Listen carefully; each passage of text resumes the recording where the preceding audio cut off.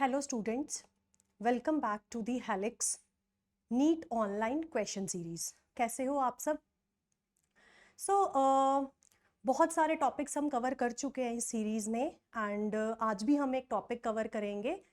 इस टॉपिक में जो आज हम डिस्कस करेंगे वो है body fluids and circulation.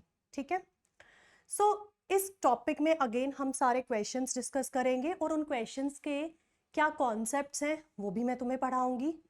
And I need कि जब आप वीडियो देख रहे हो तो एक चीज आप जरूर करें, जब भी कोई क्वेश्चन आए थोड़ा सा पॉज दे, क्वेश्चन को खुद सोचें, है ना, और उसके बाद फिर जो एक्सप्लेनेशन है उससे अपनी अंडरस्टैंडिंग को भी क्या करें, मैच करें। तो आपको इससे कॉन्फिडेंस भी आएगा और कॉन्सेप्ट क्लैरिटी भी हो जाएगा। ठीक है, अगर हम इस टॉपिक की बात करें that is body fluids and circulation, तो body fluids and circulation human physiology का पार्ट है और आते हैं क्वेश्चंस, है ना, बहुत क्वेश्चंस आए भी हैं प्रीवियस ईयर पेपर्स में, तो चांसेस रहता है कि क्वेश्चन इसके नीट के पेपर में आएंगे ही आएंगे। तो हम स्टार्ट करते हैं विद द फर्स्ट। देखिए जो क्वेश्चन आपको यहाँ स्क्रीन पे नजर आ रहा है that is related to the blood cells. देखते क्वेश्चन पता लग गया है कि ब्लड सेल्स पूछे हुए हैं आपसे। क्वेश्चन है in the table given below A B C D are respectively.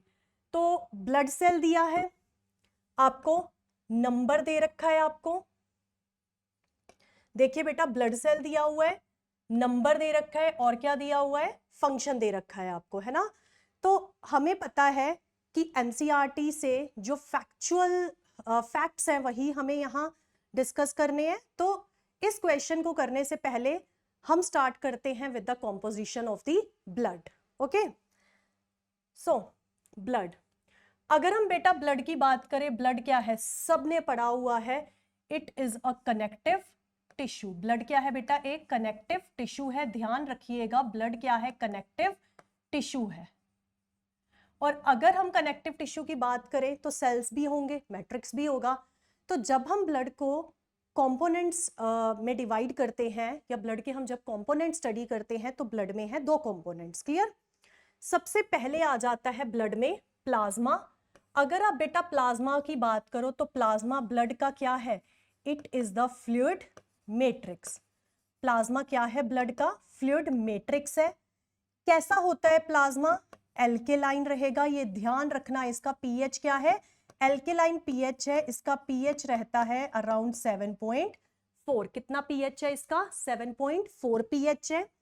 इसके अलावा हम बोलते हैं ये विस्कस फ्लूइड रहता है, डन, एंड येलो कलर का होता है। ये कुछ प्रॉपर्टीज हैं जो कि किसकी हैं, प्लाज्मा की। इसके अलावा जब आप प्लाज्मा की कॉम्पोजिशन देख रहे हो तो प्लाज्मा में और क्या क्या प्रेजेंट है। प्लाज्मा में देखिए मेजर सबसे ज्यादा अमाउंट में प्लाज्मा में क्या प्रेजेंट रहता है, वाटर। कितना परसेंट है, 90 to 92% क्या प्रेजेंट होता है प्लाज्मा में, वाटर।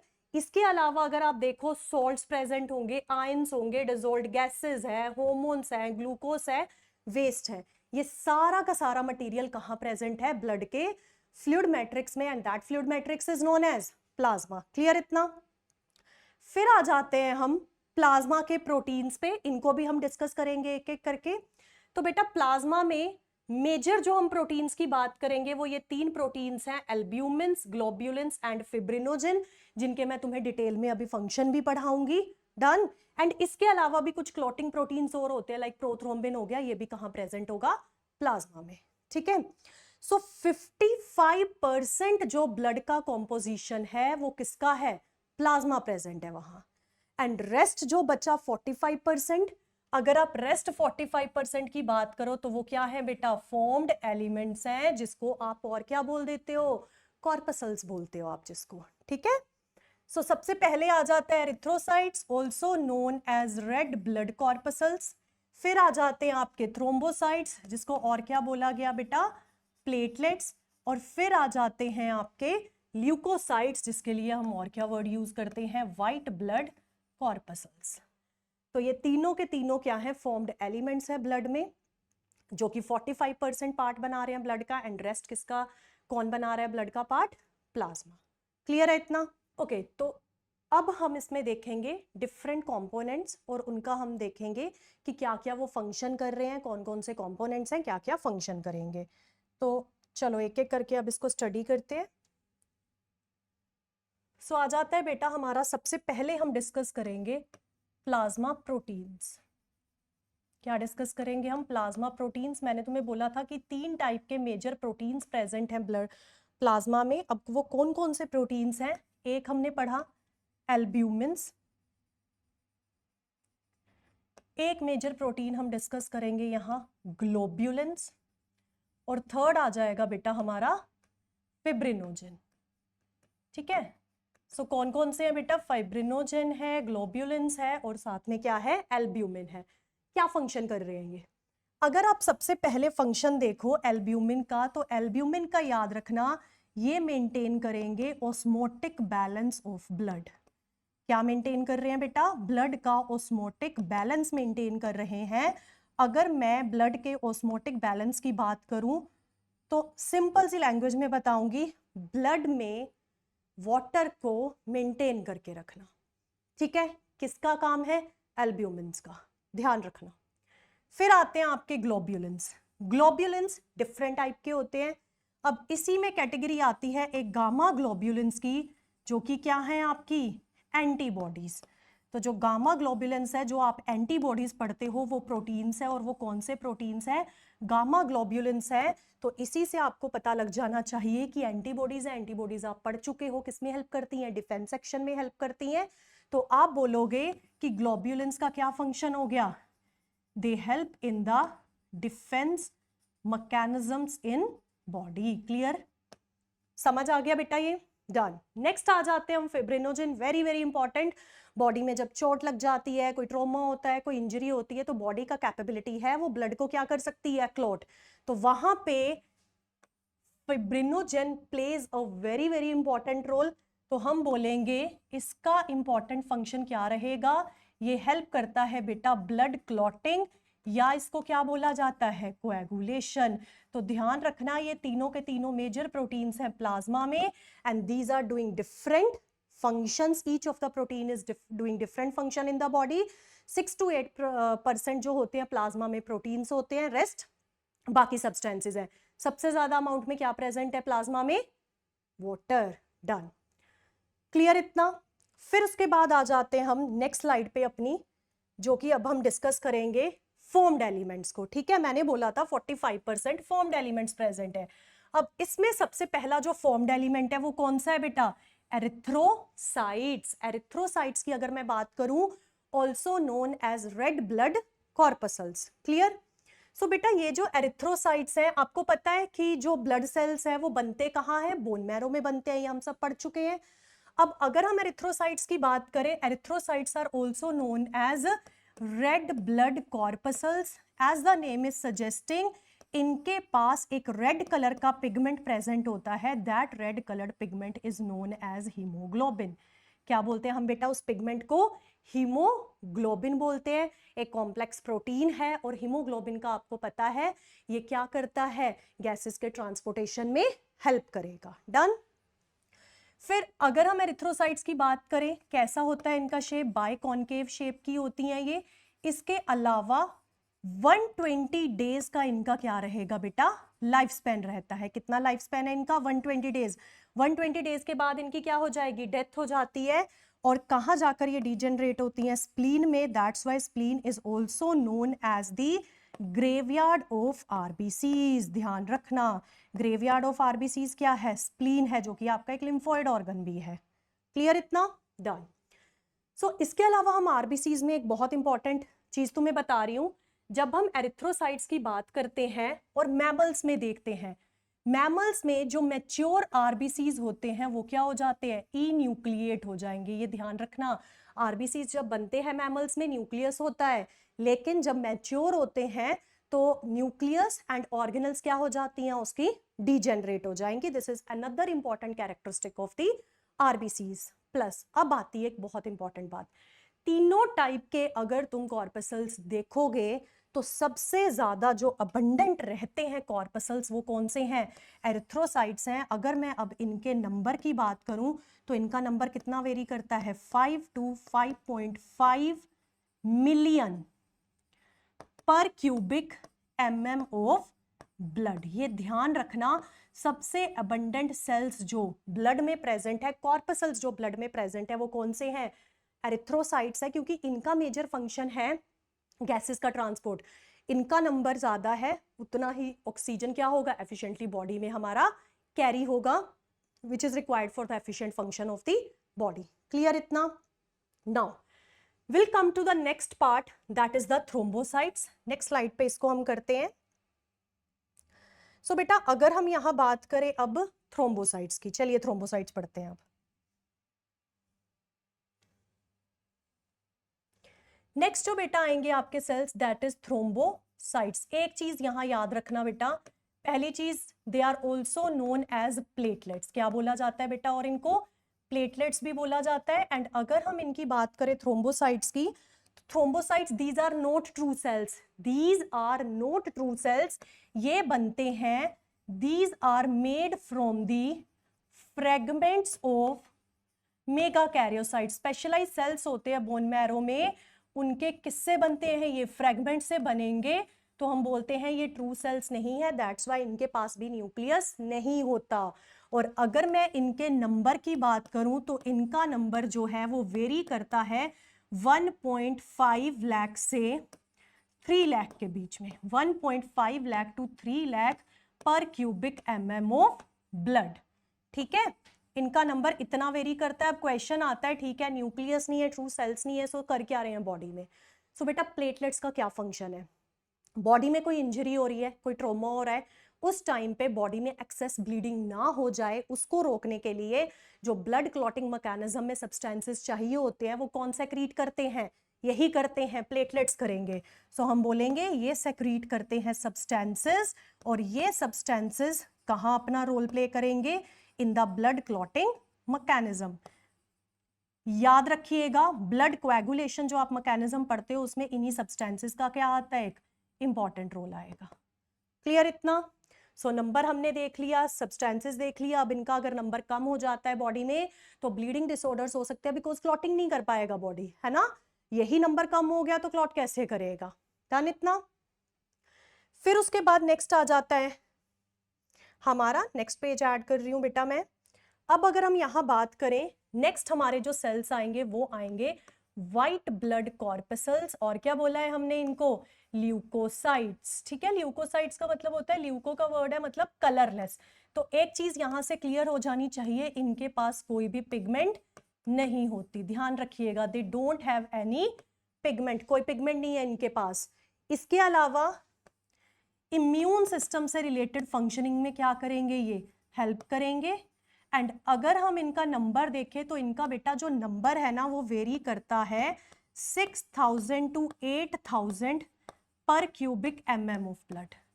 कितना? 6000 to 8000 पर क्यूबिक mm ऑफ ब्लड। एक चीज बताऊं तुम्हें, समटाइम्स ना ऐसे स्टेटमेंट दी होती है, जैसे नंबर लिख दिया तो यहाँ ना सेंटीमीटर लिख देते हैं। ठीक है, वो चीज का ध्यान रखना है तुम लोग को, बहुत ध्यान से पढ़ना है। सो अगर हम WBCs की बात करें, ट्रू सेल्स है, न्यूक्लियस भी प्रेजेंट है। अब जो मेजर आता है इनका वो आती है इनकी क्लासिफिकेशन। अब अगर हम इनको क्लासिफाई करते हैं, इनका क्लासिफिकेशन देखते हैं, तो हम इनको 2 टाइप्स में क्लासिफाई करेंगे। और हमने ये जो क्लासिफिकेशन करी है ल्यूकोसाइट्स की, ये हमने इनका क्लासिफिकेशन WBCs का या हम बोलेंगे ल्यूकोसाइट्स का हमने किसके बेसिस पे करा है बेटा? ग्रेन्यूल्स के, विजिबल ग्रेन्यूल्स। तो जब हम इनको स्टडी कर रहे हैं, अगर हमें साइटोप्लाज्म में क्या दिख रहे हैं? विजिबल ग्रैन्यूल्स दिखाई देते हैं तो वो हो जाते हैं ग्रैन्युलोसाइट्स।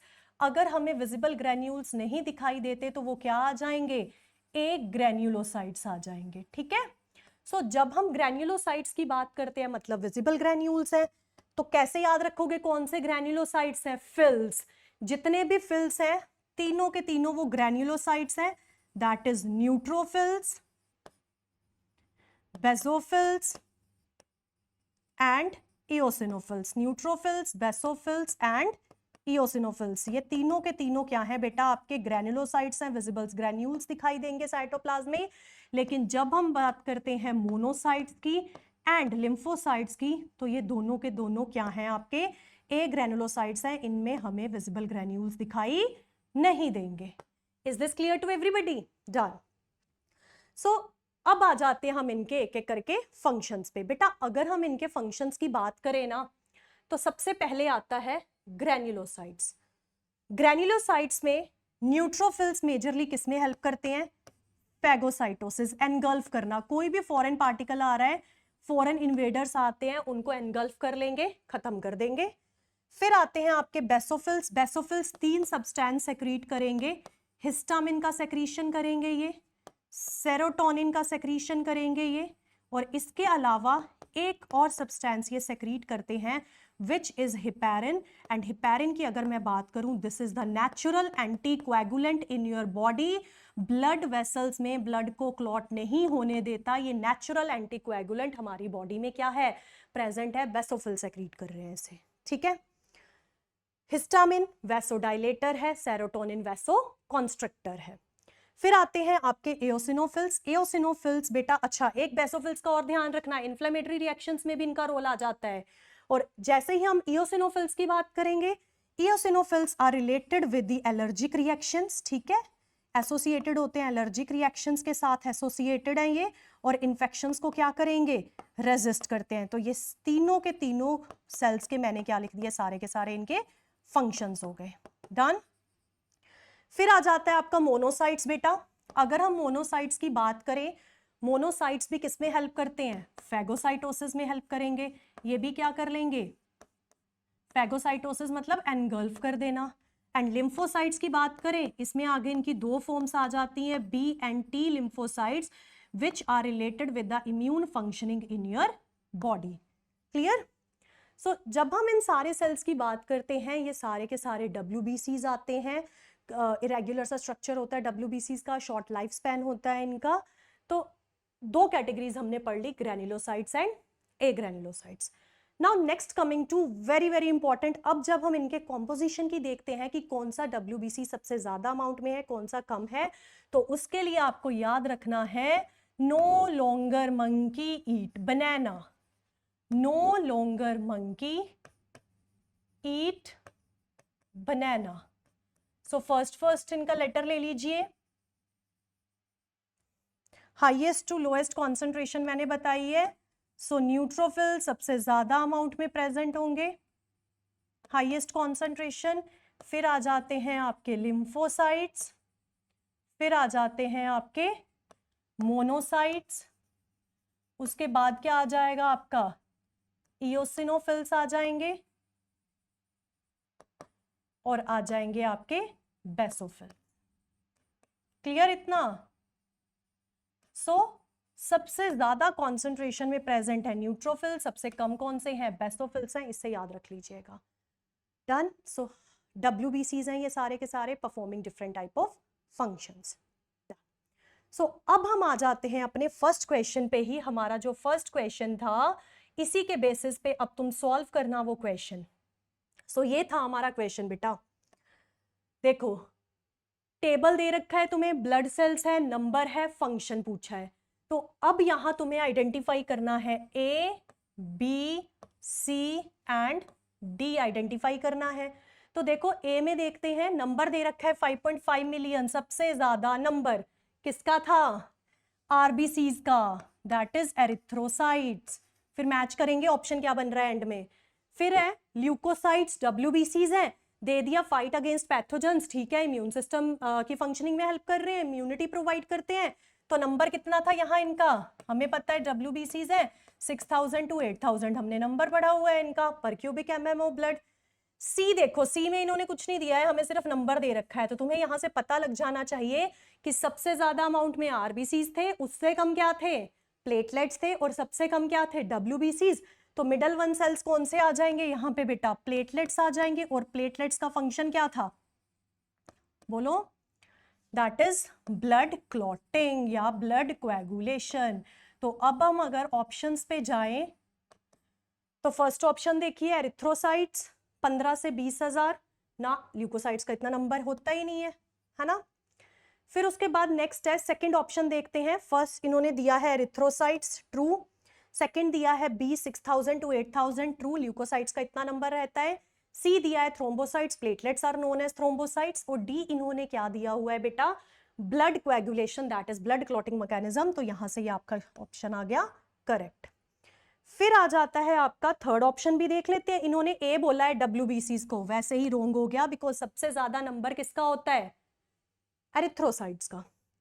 फिर आ जाते हैं हम फोर्थ ऑप्शन पे, अगेन ए से ही रोंग हो गया, इन्होंने क्या दिया है, थ्रोम्बोसाइट्स। तो ये ऑप्शन भी हमारा गलत हो गया। क्लियर। सो अगर तुम देखो, this is the information, NCERT से आप डायरेक्टली लर्न करोगे, ठीक है, उसी के बेसिस पे आपका ये क्वेश्चन सॉल्व हो जाएगा, ठीक है। So blood is an important concept, important topic in this chapter. अब आ जाते हैं हम अपने नेक्स्ट क्वेश्चन पे, again based on this topic, ठीक है, ट्राई करना इसको। सो देखिए क्वेश्चन है आपका, एडल्ट ह्यूमन, ध्यान देना क्या लिखा है, एडल्ट ह्यूमन की बात कर रहे हैं, ई न्यूक्लिएट है उसमें आरबीसीज। कैसी आरबीसीज है वहां, ई न्यूक्लिएट है।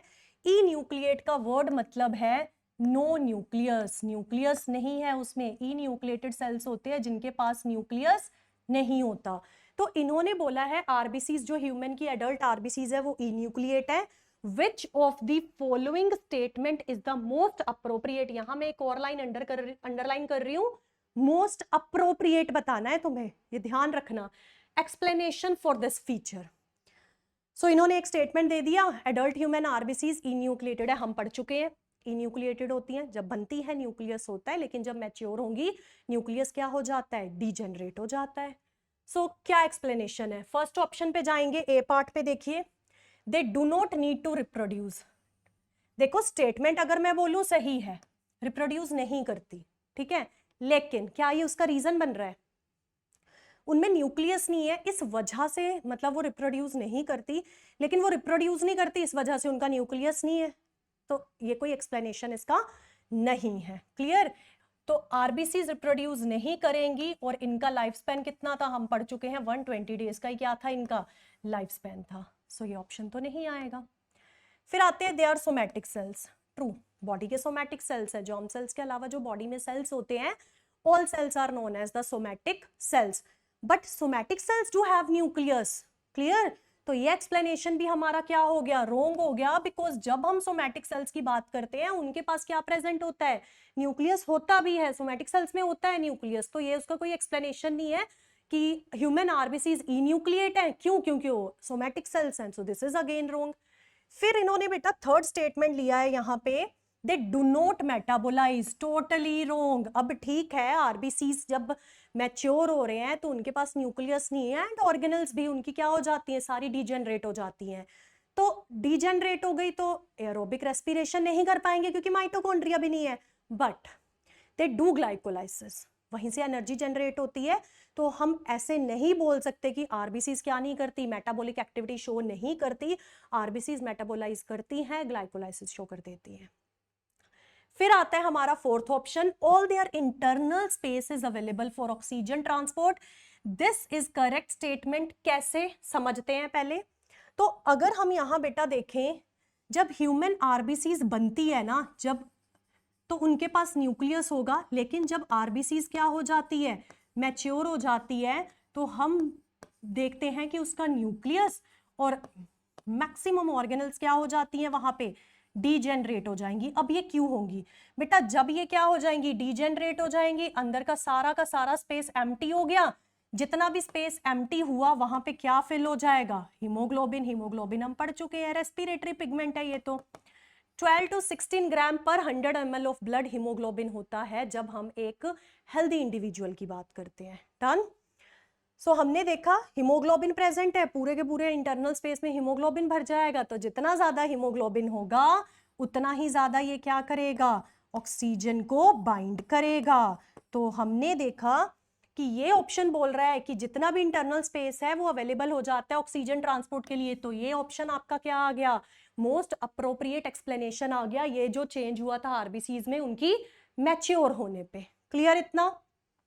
सो हीमोग्लोबिन आप पढ़ चुके हो, ब्रीदिंग मैकेनिज्म जब आप पढ़ते हो उसमें पढ़ लिया है आपने रेस्पिरेशन में कि हीमोग्लोबिन की जब हम बात करते हैं वो ऑक्सीजन के साथ बाइंड करता है तो क्या कॉम्प्लेक्स बनाता है, ऑक्सी हीमोग्लोबिन। 97% ऑक्सीजन का ट्रांसपोर्ट ऑक्सी हीमोग्लोबिन की फॉर्म में होता है। क्लियर इतना? सो ऑप्शंस देख लेते हैं, only D that is true, ये आ जाएगा हमारा ऑप्शन। ओनली ये भी नहीं आएगा, फिर इन्होंने सी एंड डी दिया है, नो सी एंड डी भी गलत है, एंड फिर B and C these are totally wrong. So क्या आंसर आ जाएगा आपका? Only D. ध्यान देना है, इन्होंने यहां मोस्ट अप्रोप्रिएट बोला था तो थोड़ा सा और ध्यान देनी होती है ये चीज। So moving on to next question. So next question देखिए क्या है, if you suspect a major deficiency, highlight कर लेने हैं मेन पॉइंट्स। किसका डेफिशिएंसी सस्पेक्ट हो रहा है? एंटीबॉडीज का। क्लियर? सस्पेक्शन हो रही है, सस्पेक्ट हो रहा है कि डेफिशिएंसी है एंटीबॉडीज की पर्सन में।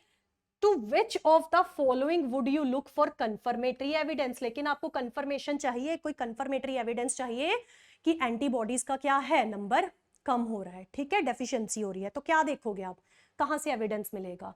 तो बेटा जब हम टेस्ट करवाते हैं उस पर्सन के, टेस्ट रिपोर्ट आती है, तब हमें कुछ चीजें उसमें दिखती हैं जिससे हमें कंफर्मेटरी एविडेंस मिल जाता है कि क्या है, वहां डेफिशिएंसी है एंटीबॉडीज की। अब इन्होंने दिए हैं 4 ऑप्शंस हमें, क्या क्या है? Serum globulin, fibrinogen in plasma, serum albumin, हीमोसाइट्स। एक एक करके करते हैं। सबसे पहले है सीरम ग्लोब्यूलिन्स। बेटा सीरम ग्लोब्यूलिन्स की हम बात करें, एक चीज हम पढ़ चुके हैं यहाँ पे कि ये किस में हेल्प कर रहा था, डिफेंस मैकेनिज्म में हेल्प कर रहा था। और एक चीज हम और पढ़ चुके हैं कि ग्लोब्यूलिन्स में ही क्या आ जाती हैं, गामा ग्लोब्यूलिन्स ही क्या आते हैं, हमारी जो एंटीबॉडीज हैं वो क्या होती हैं, ग्लोब्यूलिन्स होती हैं। ठीक है, तो मतलब ये ऑप्शन हम चूज कर सकते हैं। क्यों? क्योंकि जो ग्लोब्यूलिन्स हैं, एंटीबॉडीज क्या है, ग्लोब्यूलिन्स ही है। तो अगर ग्लोब्यूलिन्स का अमाउंट कम हो रहा है तो एंटीबॉडीज का भी मतलब कम होंगी। ठीक है, तो ये ऑप्शन आ गया हमारा। फिर इसके अलावा अगला ऑप्शन देखते हैं हम, क्या दिया हुआ है, फिब्रिनोजिन इन प्लाज्मा। लेना देना ही नहीं है, क्योंकि फिब्रिनोजिन तो किसमें हेल्प कर रहा था, ब्लड कोएगुलेशन में हेल्प कर रहा था, तो इसका एंटीबॉडीज से कोई भी रिलेशन नहीं है। फिर उसके बाद आता है सीरम एल्ब्यूमिन, अगेन रोंग। एल्ब्यूमिन तो किसमें हेल्प कर रहे थे, ऑस्मोटिक बैलेंस को मेंटेन करने के लिए, तो ये भी ऑप्शन हम चूज नहीं करेंगे। फिर हीमोसाइट्स दिया है, हीमोसाइट्स तो क्या होते हैं, ब्लड सेल्स होते हैं, तो आप सारे ब्लड सेल्स को थोड़ी नहीं देखोगे और उससे आपको कंफर्मेशन मिल जाएगी। सो ये देखो अगर तुम, तो हमें क्या पता लगेगा कि जब हम कोई टेस्ट करवाते हैं और उसमें आता है सीरम ग्लोब्यूलिन्स, जब कोई टेस्ट करवाया तो उसमें सीरम ग्लोब्यूलिन्स का लेवल क्या आता है, अगर लो आता है, ये ध्यान रखना, सीरम ग्लोब्यूलिन्स का लेवल क्या आ रहा है, लो आ रहा है, तो उससे हमें पता लग जाएगा कि एंटीबॉडीज भी क्या है, लेस है। ठीक है, तो आप टेस्ट में क्या कंफर्मेटरी एविडेंस ढूंढोगे कि सीरम ग्लोब्यूलिन्स का लेवल लो है, मतलब पर्सन में डेफिशिएंसी है एंटीबॉडीज की। डन इतना? अब ना यहाँ एक वर्ड आया है इस क्वेश्चन में, सीरम। अब ये सीरम सुनो ध्यान से, होता क्या है। हम लोग ब्लड पढ़ चुके हैं, है ना, प्लाज्मा पढ़ चुके हैं, पता लग गया तुम्हें। अब अगर हम इसमें हम सीरम की बात कर लें, यही चीज ये बता देती हूं मैं। सो अगर हम यहाँ ब्लड की बात करें तो ब्लड हमने बेटा क्या पढ़ा था, प्लाज्मा प्लस फॉर्म्ड एलिमेंट्स, यही पढ़ा था हमने, plasma plus formed elements.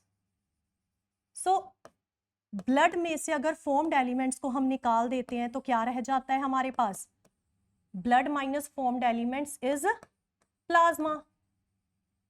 Clear? फिर हम प्लाज्मा का कॉम्पोजिशन भी पढ़ चुके हैं कि उसमें क्लॉटिंग फैक्टर्स वगैरह सब थे। नाउ अब जब हम प्लाज्मा में से क्लॉटिंग फैक्टर्स को निकाल देते हैं, so the rest substance which is left is serum. क्या बच जाता है जब आप क्लॉटिंग फैक्टर्स निकाल देते हो ब्लड में से, आपके पास क्या रह जाता है बेटा, सीरम रह जाएगा। तो ध्यान रखना, सीरम डजंट क्लॉट। सीरम क्या नहीं करेगा बेटा, क्लॉट नहीं करेगा। तो ये जो सीरम ग्लोब्यूलिन्स बोल रहे हैं ना, तो वहां तो प्रेजेंट होंगे क्योंकि क्लॉटिंग फैक्टर्स ही निकले हैं। ठीक है, तो जब भी अगर पर्सन में एंटीबॉडीज का डेफिशिएंसी है, so you will look for the ग्लोब्यूलिन्स level, केवल लो आएगा तो मतलब एंटीबॉडीज क्या है, डेफिशिएंट है। अंडरस्टूड इतना? Now moving on to the next question. Okay, देखते ही पता लग गया, ब्लड ग्रुप्स, RH फैक्टर, उससे रिलेटेड क्वेश्चन है।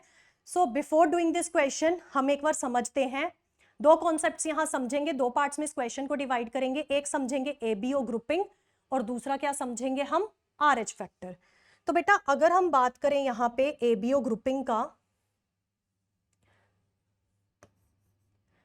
जब हम देखते हैं एबीओ ग्रुपिंग, सो एबीओ ग्रुपिंग जो आपके डिफरेंट टाइप के ब्लड ग्रुप्स हैं वो किस बेसिस पे डिसाइड होते हैं, on the basis of the antigens, कौन सा एंटीजन प्रेजेंट है।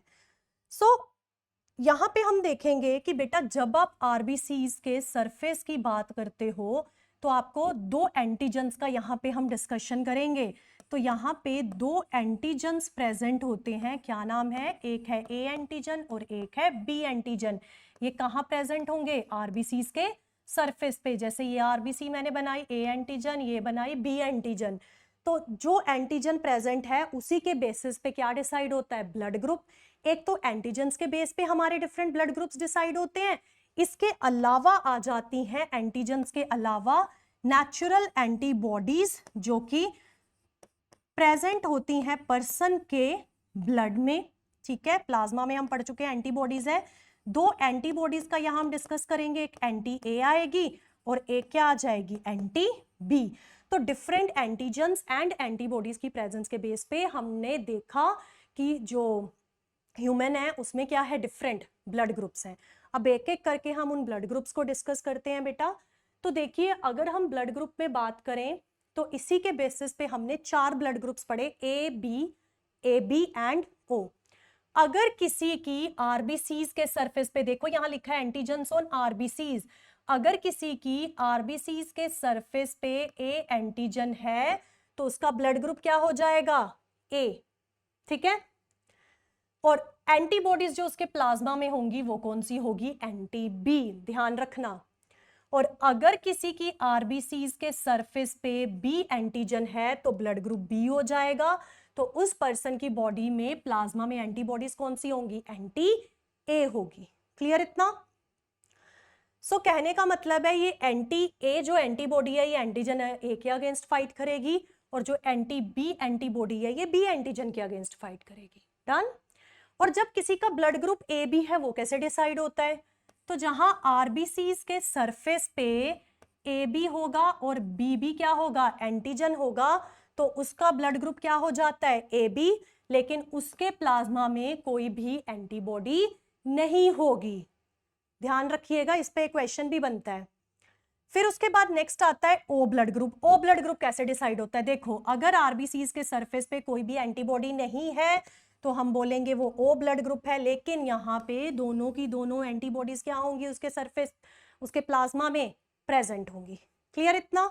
नाउ अब जब हमें ब्लड ट्रांसफ्यूज करना होता है ना, ठीक है, तब बहुत हमें क्या देखना पड़ता है, केयरफुली हमें कंपैटिबिलिटी देखनी पड़ती है ब्लड ग्रुप्स की। ऐसे नहीं है तुम ए उठाकर किसी को भी दे दो, नो, क्योंकि एंटीजन और एंटीबॉडी अगर रिएक्ट कर गए तो एग्लूटिनेशन रिएक्शन हो जाएगा। क्या हो जाती है, आरबीसीज की क्लंपिंग होने लग जाती है। डन। सो अगर हम देखें अब सबसे पहले कि कैसे डिसाइड करते हैं कि जैसे ए ब्लड ग्रुप है किसी का, एक एग्जांपल देकर बता रही हूं, तो अगर किसी का ए ब्लड ग्रुप है तो कैसे हम उसे डिसाइड करेंगे कि उसको कौन सी एंटीबॉडी देनी है, एंटी ब्लड देना है।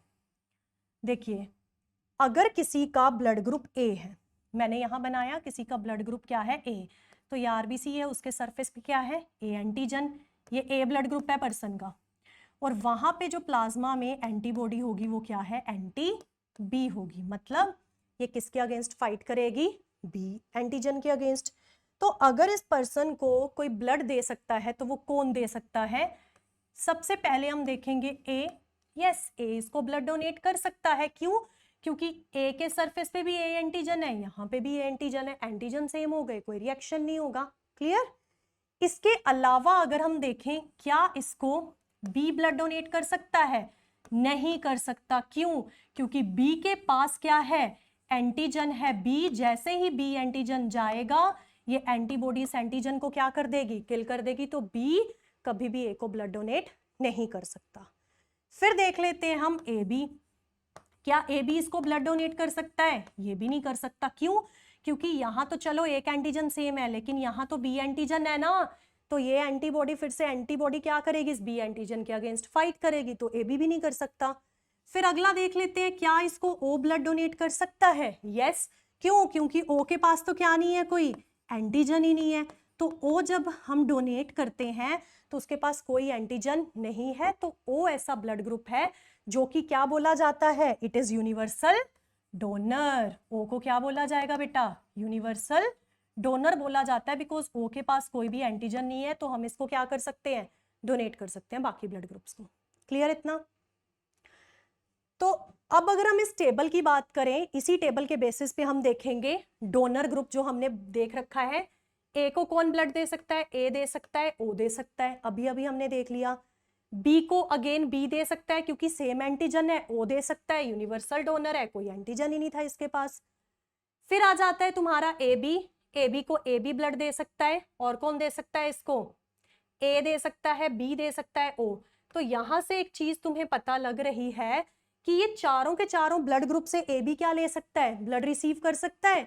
तो कहने का मतलब है जो ए बी है वो आपका क्या बन गया, it is the universal recipient. क्या है बेटा, ये यूनिवर्सल रेसिपिएंट है। क्यों? क्योंकि इसके पास कोई एंटीबॉडी तो थी नहीं, तो एंटीजन आएगा, कोई रिएक्शन ही नहीं होगा। तो universal recipient is A B, universal donor is O. अब अगर हम बात करें ओ को ब्लड कौन डोनेट करेगा, सिर्फ ओ ही डोनेट कर सकता है, क्योंकि बाकियों में से अगर कोई ओ को ब्लड डोनेट करने आया तो वो एंटीजन्स लेकर आएंगे। ए आया तो ए एंटीजन है, बी आया तो बी एंटीजन है, ए बी ब्लड आया तो ए और बी दोनों एंटीजन्स आएंगे। तो ओ के पास है एंटीबॉडीज जो कि उसके अगेंस्ट क्या करेंगी, फाइट करेंगी। ठीक है, तो ओ को सिर्फ ब्लड कौन डोनेट कर सकता है, ओ डोनेट कर सकता है। क्लियर है इतना? सो जब भी ब्लड ट्रांसफ्यूजन करना होता है, सबसे पहले तो जो ए बीओ ग्रुपिंग है हमें वो देखनी होती है। इसके अलावा जो सेकंड पार्ट में बता रही थी ना, 2 पार्ट्स में इस क्वेश्चन को करेंगे। सेकंड हमें देखना होता है ब्लड डोनेशन के टाइम पे, जब हमें ब्लड ट्रांसफ्यूजन करनी है तो उस टाइम पे हमें मैकेनिज्म देखना होता है एक और, दैट इज RH फैक्टर।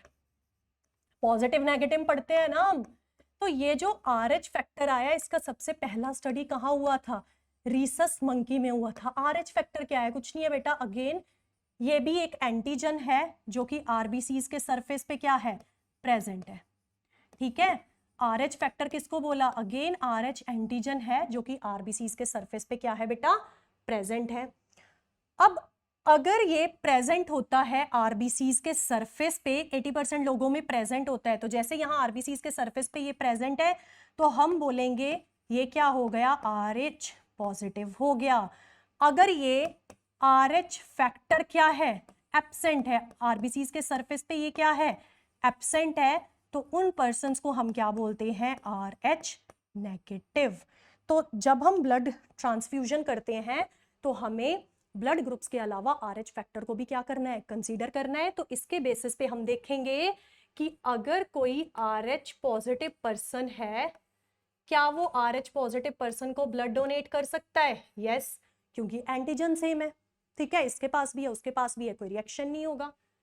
क्या RH positive negative RH negative को ब्लड डोनेट कर सकता है, ट्रू, दोनों के पास एंटीजन ही नहीं है ना, एंटीजन नहीं जाएगा तो कोई एंटीबॉडी नहीं बनेगी। फिर हम देखेंगे क्या RH पॉजिटिव RH नेगेटिव को ब्लड डोनेट कर सकता है, बताइए। अब यहाँ पे वेरी इंपॉर्टेंट, देखो यहाँ RH पॉजिटिव के पास है एंटीजन, तो जैसे ही हमने ये ब्लड डोनेट करा किसी पर्सन को जिसके पास ये RH एंटीजन नहीं था, तो उसी टाइम उस पर्सन की बॉडी में क्या बननी स्टार्ट हो जाएंगी, इस एंटीजन के अगेंस्ट एंटीबॉडीज। तो एंटीजन एंटीबॉडी रिएक्शन हो जाएगा जिसकी वजह से सेल्स क्या करेंगे, क्लम्प करना स्टार्ट कर देंगे। डन। तो कभी भी पॉजिटिव नेगेटिव को ब्लड डोनेट नहीं कर सकता। अब उल्टा केस ले लेते हैं, हम देखेंगे क्या नेगेटिव RH नेगेटिव पॉजिटिव को ब्लड डोनेट कर सकता है, कर सकता है भाई। कैसे, क्योंकि इसके पास तो कोई एंटीजन ही नहीं है, तो कोई रिएक्शन नहीं आएगा। डन।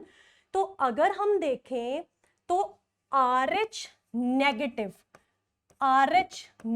को भी ब्लड डोनेट कर सकता है और RH पॉजिटिव को भी डोनेट कर सकता है। तो देखिए यहां से हमने क्या देखा कि RH नेगेटिव को दे सकता है, RH पॉजिटिव को दे सकता है, लेकिन जो RH पॉजिटिव है वो सिर्फ RH पॉजिटिव को देगा, RH पॉजिटिव RH नेगेटिव को ब्लड नहीं दे सकता, क्योंकि RH पॉजिटिव के पास तो क्या है, एंटीजन है, तो एंटीबॉडीज का रिएक्शन हो जाएगा, ठीक है, जब वो RH नेगेटिव पर्सन की बॉडी में जाएगा। सो इसी के बेसिस पे ब्लड ग्रुप का मैचिंग होता है, उसी के बेसिस पे ट्रांसफ्यूजन होती है।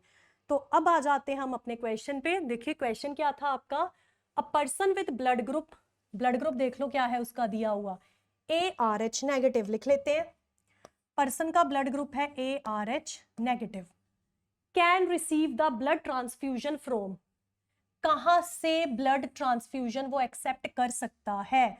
तो यहां से अब इसको डिवाइड करते हैं, जो हमने पढ़ा है A है तो A कहां से ब्लड ले सकता है, या तो A से ले सकता है या फिर किससे ले सकता है, O से लेता है, पढ़ चुके हैं हम, ठीक है। और RH नेगेटिव है तो RH नेगेटिव ब्लड कौन दे सकता है, RH नेगेटिव को सिर्फ RH नेगेटिव। तो हमें ये पढ़ा है और हमें ये चीज पता है, तो अब ऑप्शंस पे जाते हैं। पहला ऑप्शन इन्होंने दिया हुआ है कि BRH नेगेटिव, गलत, RH नेगेटिव तो ठीक था लेकिन B हो गया। B अगर A को ब्लड देगा तो A के पास तो क्या थी, एंटी एंटीबॉडी थी, वो तो उसके अगेंस्ट क्या करने लग जाएगी, फाइट करने लग जाएगी, नहीं दे सकता। फिर उसके बाद है ABRH नेगेटिव, ये भी नहीं दे सकता, क्यों, क्योंकि ये भी क्या लेकर जा रहा है, एंटीजन है इसके पास भी, B एंटीजन है, उसकी एंटीबॉडीज तो कौन सी थी, एंटी B, वो फाइट करेंगी उसके अगेंस्ट। फिर है ORH नेगेटिव, यस दे सकता है, हमने पढ़ लिया O है और RH नेगेटिव ये दे सकता है। फिर है ARH negative, A antigen same है, ये हम पढ़ चुके हैं, और RH नेगेटिव ये भी दे सकता है। फिर है ARH, देखो A तो ठीक था लेकिन यहाँ पॉजिटिव आ गया, पॉजिटिव कभी भी नेगेटिव को ब्लड नहीं दे सकता, बिकॉज पॉजिटिव के पास क्या प्रेजेंट है, एंटीजन, क्लियर। तो जैसे ही नेगेटिव पर्सन की बॉडी में जाएगा उसकी बॉडी में क्या बननी स्टार्ट हो जाएंगी, उस एंटीजन के अगेंस्ट एंटीबॉडीज बननी स्टार्ट हो जाएंगी। तो अब हमें चूज करना है, तो अगर हम ऑप्शंस में देखें हमारा ऑप्शन क्या आ रहा है बेटा, C एंड D, तो आपका आंसर क्या हो जाएगा, fourth, that is C and D। Very very important concept of blood grouping and RH factor, ध्यान रखिएगा। अब इसी RH फैक्टर पे एक कंडीशन है बेटा, ठीक है, देखते हैं नेक्स्ट स्लाइड पे, क्वेश्चन भी उसी से रिलेटेड है। अब आपका जो नेक्स्ट स्लाइड पे क्वेश्चन है RH इनकम्पैटिबिलिटी, पहले समझते हैं ये कंडीशन क्या होती है RH इनकम्पैटिबिलिटी, फिर क्वेश्चन करेंगे। सो RH इनकम्पैटिबिलिटी कहने का मतलब है जब हमें ब्लड ट्रांसफ्यूज करना है तब हम क्या देखते हैं, RH फैक्टर को भी कंसीडर करते हैं।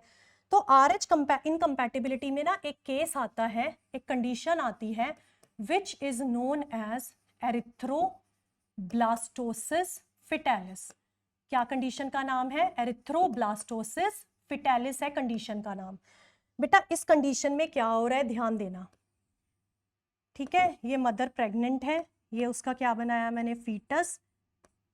अब ये कंडीशन आती है if the pregnant mother is RH negative, ठीक है, और जो उसका फीटस है वो क्या है, RH पॉजिटिव है, उसमें हमें ये RH इनकम्पैटिबिलिटी का कंडीशन देखने को मिलता है।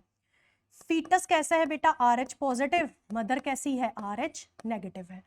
तो देखो जब हम इस लेडी की फर्स्ट प्रेगनेंसी की बात करेंगे तो फीटस क्या है यहाँ पे, RH पॉजिटिव है।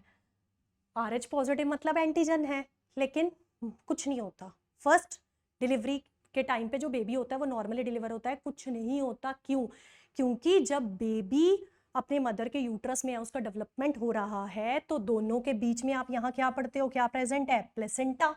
तो दोनों का जो कैपिलरीज है बहुत पास में होती है, लेकिन ब्लड दोनों का क्या नहीं करता, मिक्सअप नहीं होता, आपको ये चीज पता है। तो ब्लड मिक्सअप नहीं होगा, दोनों का ब्लड कांटेक्ट में नहीं आएगा, तो क्या नहीं बनेंगे, कोई एंटीबॉडीज नहीं बनेंगी। लेकिन एक पॉसिबिलिटी होती है कि फर्स्ट डिलीवरी के टाइम पे इन दोनों का ब्लड क्या आ सकता है, कांटेक्ट में आएगा। तो जैसे ही अगर इन दोनों का ब्लड कांटेक्ट में आया, उसी टाइम मदर की बॉडी में तो क्या बननी स्टार्ट हो जाएंगी, एंटीबॉडीज का फॉर्मेशन स्टार्ट हो जाएगा, क्लियर, ये ध्यान रखना, एंटीबॉडीज का क्या स्टार्ट हो जाता है, फॉर्मेशन। तो हमने देखा फर्स्ट प्रेगनेंसी होती है तो बेबी का डिलीवरी क्या हो जाता है, नॉर्मल डिलीवरी हो जाती है। लेकिन अगर ये सेकंड प्रेगनेंसी में भी सेम कंडीशन रहती है, मदर RH नेगेटिव, फीटस क्या है RH पॉजिटिव, तो जब ये सेकंड प्रेगनेंसी होगी तो जो एंटीबॉडीज फर्स्ट टाइम पे डिलीवरी के टाइम बन गई थी ना, अब वो एंटीबॉडीज क्या करेंगी बेटा, इस फीटस की आरबीसीज पे कर देंगी अटैक। आरबीसीज पे अटैक करा, आरबीसीज डिस्ट्रक्ट हो रही हैं, जिसकी वजह से baby will face severe anaemia होगा उसको, फीटस को। ठीक है, जब आरबीसीज बहुत ज्यादा नंबर में टूटती हैं, हीमोग्लोबिन भी उतना टूटेगा, हीमोग्लोबिन टूटेगा, बाइल पिगमेंट्स बनती हैं, बिलीरुबिन, बिलीवर्डिन, बॉडी में डिफ्यूज करने जाती हैं, ब्लड में आने लग जाती है, तो हम बोलते हैं इस केस में क्या हो जाता है, फीटस को सीवियर जॉन्डिस हो जाता है। क्लियर? तो इस कंडीशन को क्या बोला जाता है, एरिथ्रोब्लास्टोसिस फिटालिस। तो इस कंडीशन को अवॉइड करने के लिए क्या करा जाता है, जैसे ही फर्स्ट बेबी का क्या हुआ, डिलीवरी होगा, उसी टाइम मदर को क्या दिया जाएगा, एंटी-RH एंटीबॉडीज का इंजेक्शन दिया जाता है टू अवॉइड दिस कंडीशन। ध्यान रखिएगा, ठीक है। ये केस याद रखना है, किस केस में हमें देखने को मिलता है ये एरिथ्रोब्लास्टोसिस फिटालिस कंडीशन। क्वेश्चन पे आते हैं अब अपने। स्टेटमेंट इन्होंने 1 दिया है कि RH इनकम्पैटिबिलिटी पढ़ चुके हैं हम, किसमें ऑब्जर्व होती है, RH पॉजिटिव ब्लड किसका लिया इन्होंने, प्रेग्नेंट मदर का, विद RH नेगेटिव फीटस। गलत, ठीक है, मदर का पॉजिटिव ब्लड है, फीटस का नेगेटिव ब्लड है, तो है ही नहीं जब फीटस में एंटीजन, तो मदर की बॉडीज एंटीबॉडीज नहीं बनाएगी। सेकेंड स्टेटमेंट है, mother antibodies leak into foetal blood if foetus is RH negative. अब मेरी बात सुनिए, फीटस तो क्या है, RH नेगेटिव है। अगर फीटस RH नेगेटिव है, RH एंटीजन है ही नहीं, तो why will the body of the mother will make antibodies, तो एंटीबॉडीज ही नहीं बनेंगी, तो वो लीक भी क्यों होंगी फीटल ब्लड में। So this statement is also wrong. So हमारा आंसर क्या आ जाएगा, 1, कि दोनों की दोनों स्टेटमेंट्स क्या है, गलत है। क्लियर इतना? ठीक है। सो हमारा अब we are done with blood groups. Concept आपको मैंने पढ़ा दिया, मैंने तुम्हें पढ़ा दिया, ब्लड ग्रुपिंग हो गया हमारा।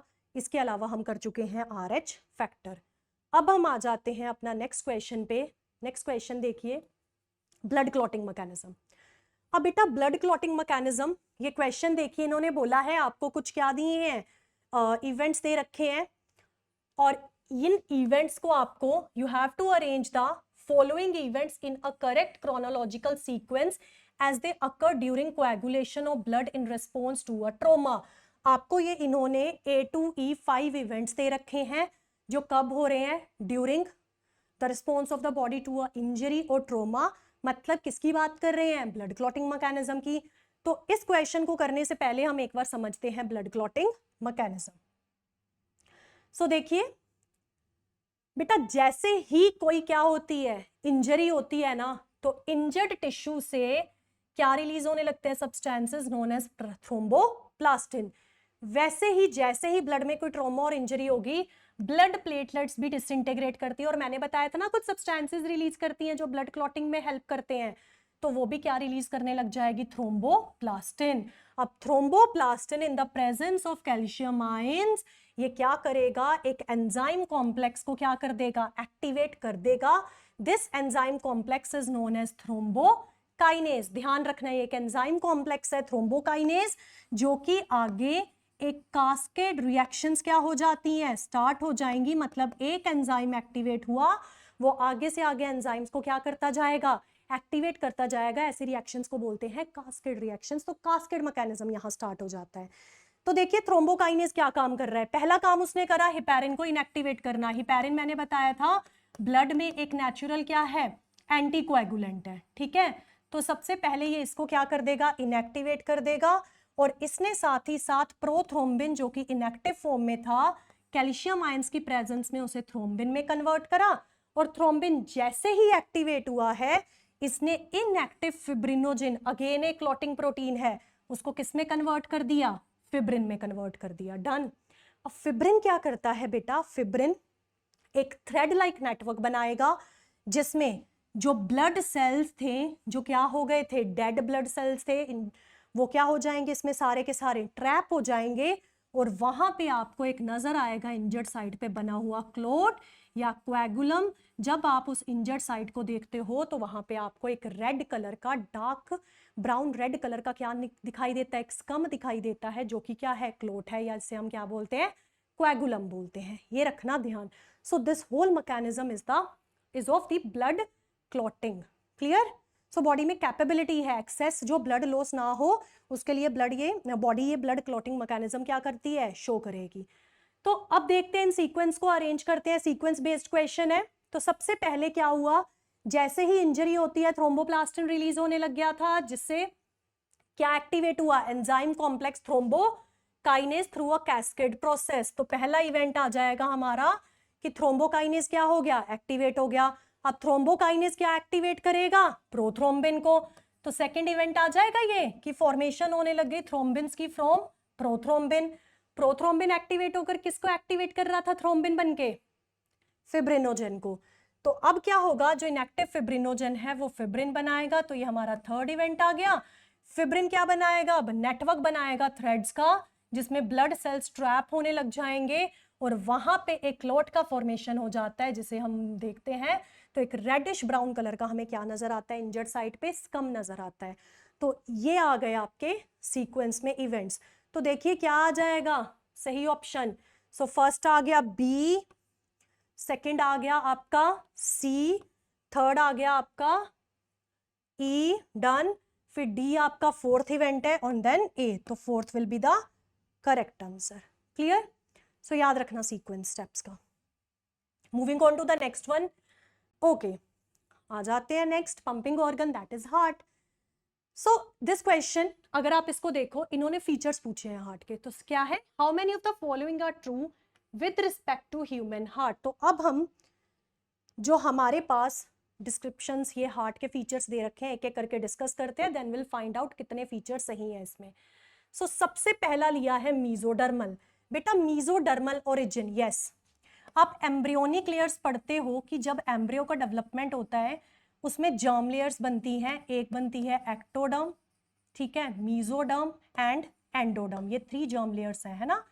तो जो हार्ट है वो किस जर्म लेयर से बना है, मीजोडर्म से बना है। तो हम बोलते हैं ये मीजोडर्मल है ओरिजिन में। क्लियर? फिर उसके बाद है हार्ट, सेकेंड दिया है apex tilted towards left. Clear? अब अगर मैं हार्ट का तुम्हें डायग्राम दिखाऊं, ये दिख रहा है तुम्हें एपिक्स, एक नीचे पॉइंटेड सा पार्ट है इसका, मोस्टली लेफ्ट वेंट्रिकल वाला एरिया होता है। ये स्लाइटली किस तरफ टिल्टेड होता है, लेफ्ट की तरफ। ये क्या रहता है, टिल्टेड रहता है, ठीक है। तो अगेन करेक्ट, सेकंड आप भी आ जाएगा हमारा कि उसका जो एपिक्स है वो लेफ्ट की तरफ क्या रहता है, टिल्टेड। फिर आ जाता है हमारा फोर्थ, न्यूरोजेनिक। अब बेटा अगर मैं डायरेक्टली तुम्हें इस टर्म का बताऊं ना, न्यूरोजेनिक क्या है, तो न्यूरॉन से वर्ड आया, तो मतलब हार्ट जब अपना काम करता है उसको एक्सटर्नल स्टिमुलस कौन भेज रहे हैं, नर्वस सिस्टम भेज रहा है। कौन भेज रहा है उसे, एक्सटर्नल जो स्टिमुलस है वो नर्वस सिस्टम से आ रहा है क्या, नहीं। हमने पढ़ा है कि जो हमारा हार्ट है उसमें स्पेशलाइज्ड कार्डियक मस्क्यूलेचर है, जो कि हार्ट बीट को खुद ही क्या करता है, इनिशिएट करता है। क्लियर इतना? तो हमारा जो हार्ट है वो न्यूरोजेनिक नहीं है। हमारे हार्ट का अपना ऑटो एक्साइटेबिलिटी का फीचर है। देखिए यहां पे एक और टर्म आ गई, ऑटो एक्साइटेबल मस्क्यूलर ऑर्गन। ये हम यहीं से एक्सप्लेन कर लेते हैं। मस्क्यूलर ऑर्गन की अगर मैं बात करूं, स्पेशलाइज्ड वहां पे क्या है, कार्डियक मसल्स प्रेजेंट है, और इन कार्डियक मसल्स का कैपेबिलिटी है कि वो क्या कर सकती है, इनिशिएट करती हैं, हार्ट बीट इनिशिएट कर देती हैं। क्लियर? स्टिमुलस जनरेट होगा, हार्ट बीट क्या कर देती है, वो इनिशिएट कर देती है, जिसकी वजह से हम बोलते हैं हमारा हार्ट ऑटो एक्साइटेबल है। तो ऐसा हार्ट जहां मसल फाइबर्स, जो मसल्स हैं वो हार्ट बीट इनिशिएट करती हैं, ऐसे हार्ट को बोला जाता है myogenic heart. So human heart बेटा कैसा हार्ट हो गया, मायोजेनिक हार्ट है, न्यूरोजेनिक नहीं है।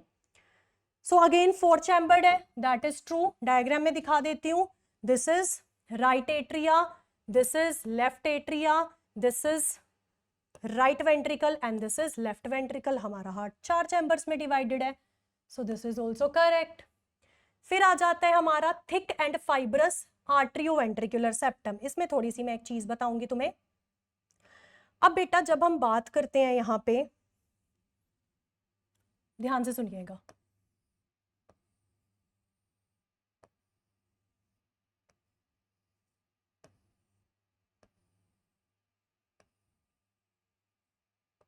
ठीक है,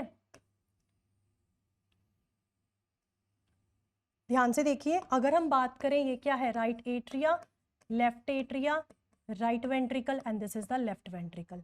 अब बेटा इन दोनों में ये जो सेप्टम है इसे हमने क्या बोला था, this is the inter atrial septum. जब इंटरनल स्ट्रक्चर देखते हो ना, तब दो आर्टरिया के बीच में जो सेप्टम है, this is the inter atrial septum. ऐसे ही दो वेंट्रिकल्स के बीच में जो सेप्टम है, this is known as the interventricular septum. Clear? तो अगर हम इन सेप्टम्स की बात करते हैं ना, तो ये दोनों के दोनों सेप्टम्स क्या हैं, मस्क्यूलर है। कैसे हैं ये दोनों के दोनों मस्क्यूलर, बट डिफरेंस क्या आ जाता है, ये थिन एंड मस्क्यूलर है और ये थिक एंड मस्क्यूलर है। क्लियर? फिर आता है ये जो सेप्टम है जहां पे आपके ये वाल्व्स क्या होंगे, प्रेजेंट होंगे।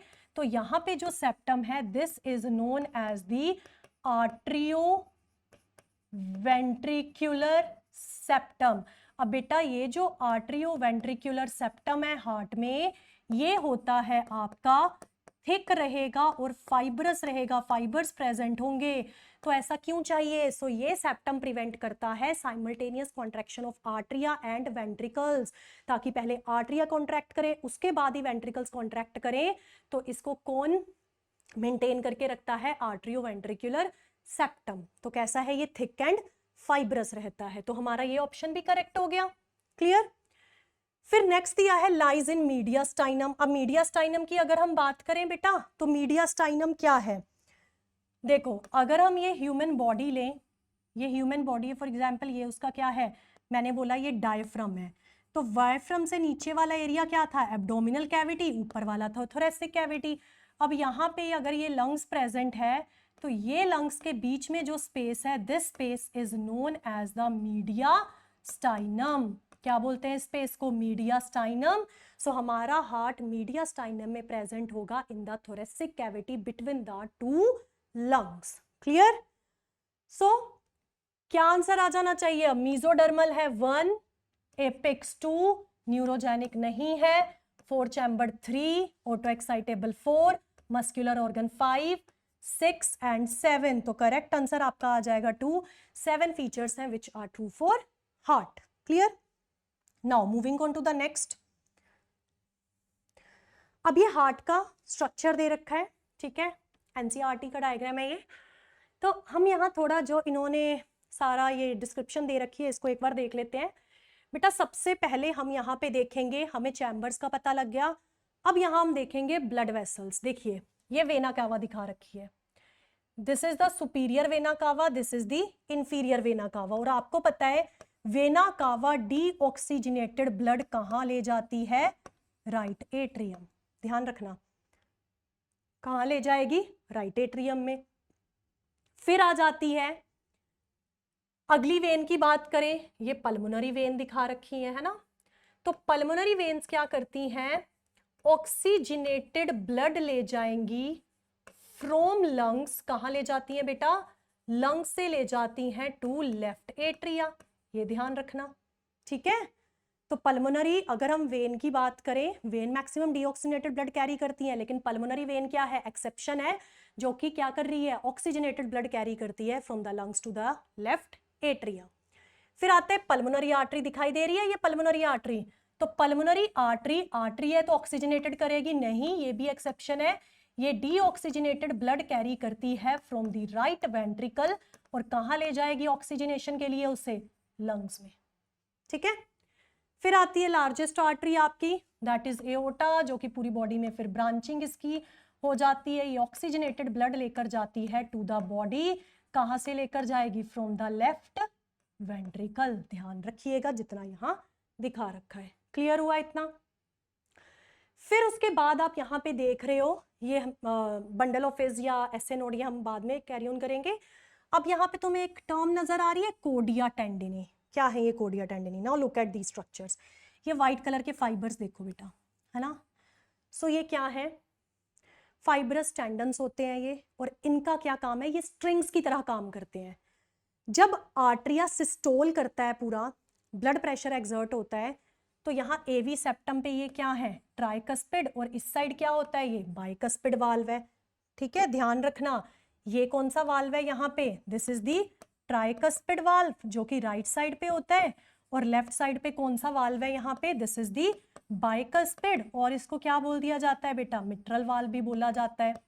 तो जब आर्टरिया कॉन्ट्रैक्ट करते हैं तो ये वाल्व वन वे जो फ्लो हो रहा है ब्लड का उसको मेंटेन करके रखेंगे, वाल्व ओपन हो जाएंगे, आर्टरिया का जो ब्लड है वो सारा कहाँ आ जाता है, वेंट्रिकल्स में आ जाता है।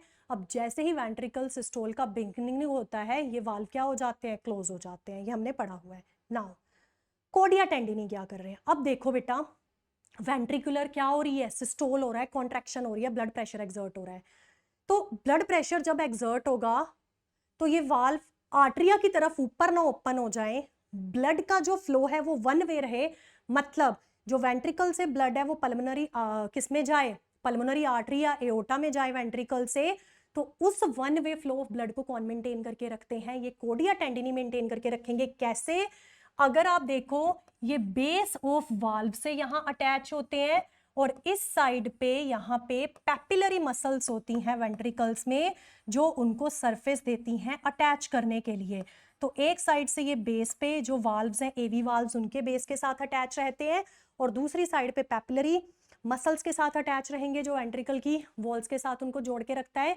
तो जिसकी वजह से ये वाल्व एवी क्लोज को क्या नहीं करने देते, आर्टरिया की तरफ नहीं ओपन होने देते। क्यों, अगर आर्टरिया की तरफ ये ओपन हो गए तो ब्लड का लीकेज स्टार्ट हो जाएगा फ्रॉम वेंट्रिकल्स टू दी आर्टरिया, जिसकी वजह से क्या होगा, जो ये जा रही थी ना यहाँ से पल्मोनरी आर्टरी राइट वेंट्रिकल से लेफ्ट वेंट्रिकल से ओटा, ब्लड फ्लो इनमें कम हो जाएगा, क्योंकि वेंट्रिकल का ब्लड अब इनमें ना जाकर कहाँ जाई जा रहा है, ऊपर आर्टरिया में जाई जा रहा है। ठीक है, तो इनका फंक्शन रखिएगा याद।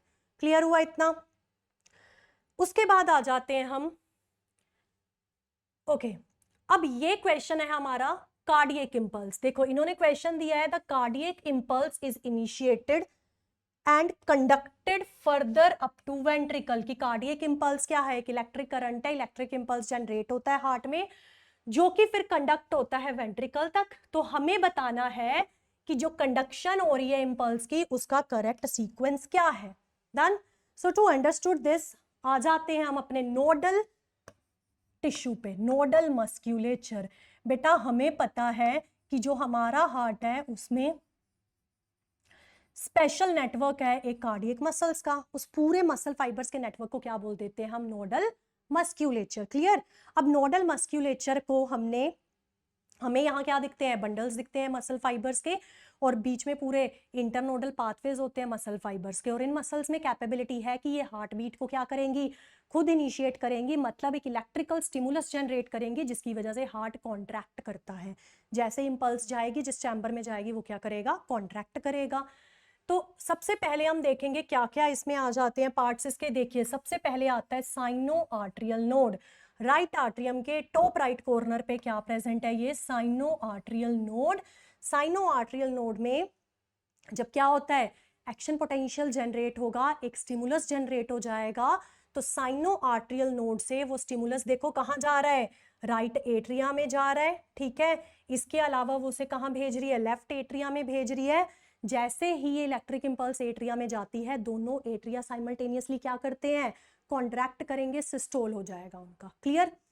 सिस्टोल की वजह से ब्लड चला जाता है वेंट्रिकल्स, वेंट्रिकल्स का फिलिंग हो जाता है, और अब ऐसे नोड से वो इंपल्स कहाँ है, अब एवी नोड में आई, ये बीच में इंटरनोडल फाइबर्स होते हैं, ये सारे मसल फाइबर्स हैं, ध्यान रखना। ठीक है, सो ये इन्होंने दे रखा है एवी नोड, और अगर हम बेटा एवी नोड की बात करें that is the atrioventricular node. Atrioventricular node is present again at the lower left corner of the right atrium, वहां प्रेजेंट होती है, जहां से अराइज होता है एवी बंडल, जो कि ये इंटरवेंट्रिकुलर सेप्टम है बीच में। ठीक है, जो कि इंटरवेंट्रिकुलर सेप्टम के टॉप से अराइज होता है और दो ब्रांचेस में डिवाइड हो जाएगा। तो इसी एवी बंडल को हम क्या बोल देते हैं, बंडल ऑफ हिस भी बोल देते हैं। ठीक है, फिर उसकी क्या बन जाती है, ब्रांचेस बन जाएंगी। जब ये ब्रांचेस वेंट्रिकल की वॉल्स में फिर क्या करती हैं, एंटर करती हैं, तो यहाँ क्या होते हैं, छोटे छोटे मसल फाइबर्स ही प्रेजेंट होंगे। तो इनको क्या बोल दिया जाता है यहाँ पर, किंजे फाइबर्स, जो कि इस इंपल्स को क्या करेंगे, जिसके थ्रू इंपल्स क्या करेगी, कंडक्ट होती है। तो जैसे ही अब इंपल्स एसए नोड से एवी नोड के थ्रू होते होते कहाँ गई, परकिंजे फाइबर्स के थ्रू वेंट्रिकल की वॉल्स में जाती है। दोनों वेंट्रिकल साइमल्टेनियसली क्या कर जाते हैं, contract, which results in the, yes क्या होता है, फिर वेंट्रिकल कॉन्ट्रैक्ट करेंगे, ब्लड प्रेशर एक्सर्ट होगा, जिसकी वजह से ब्लड पंप आउट हो जाता है हार्ट से। क्लियर इतना? सो अब अगर हम इसका सीक्वेंस देखें, अच्छा एक चीज ध्यान रखना, ये जितने भी हमने अलग अलग पार्ट्स पढ़े हैं नोडल मस्क्यूलेचर के, they all have the efficiency कि सब क्या कर सकते हैं, एक स्टिमुलस जनरेट कर सकते हैं, ठीक है, एक इंपल्स जनरेट हो सकती है, लेकिन मैक्सिमम जो एक्शन पोटेंशियल जनरेट करती है वो एसए नोड करती है, जो कितना करेगी, 70 to 75 टाइम्स पर मिनट रहता है। क्लियर? 70 to 75 टाइम्स पर मिनट। तो मैक्सिमम स्टिमुलस जनरेशन कौन करती है, एसए नोड, और इसी को हम और क्या बोल देते हैं, पेस मेकर। डन? तो अब क्वेश्चन देखिए, कार्डियक इंपल्स इनिशिएट हुई, हमें पता है सबसे पहले कहां जाती है, एसए नोड। एसए नोड से कहां जाएगी बेटा वो, एवी नोड। तो देखिए क्या आंसर आना चाहिए, तो सबसे पहले जा रही है SA node. Clear? SA node से कहां जाना था उसे, एवी नोड। एवी नोड से कहां जाएगी बेटा वो, AV bundle. AV bundle interventricular septum में ब्रांचेस हो जाती है, जो वेंट्रिकल की वॉल्स में एंटर करेंगी, क्या बोलेंगे, परकिंजे फाइबर्स। तो क्या आंसर आ जाएगा हमारा, थर्ड ऑप्शन। तो अगेन आपको इंटरनोडल मस्क्यूलेचर का जो पाथवे है, ये क्वेश्चन उसके बेसिस पे दे रखा था। समझ आया ये? नेक्स्ट आ जाते हैं हम नेक्स्ट क्वेश्चन पे। ओके, अगेन जो डायग्राम हमने अभी अभी करा उससे रिलेटेड है।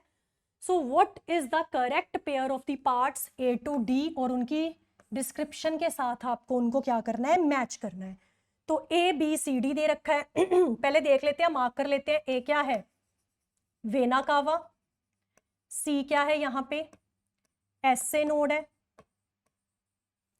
बी क्या है, पहले मार्क कर लेना होता है, एओर्टा है।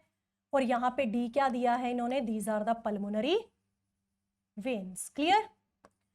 सो अब ऑप्शंस देखते हैं। सबसे पहला है ए दिया इन्होंने, ए क्या है, वेना कावा। बेटा यहां इन्होंने बोला है provided with semi lunar valve at its base, गलत हो गया।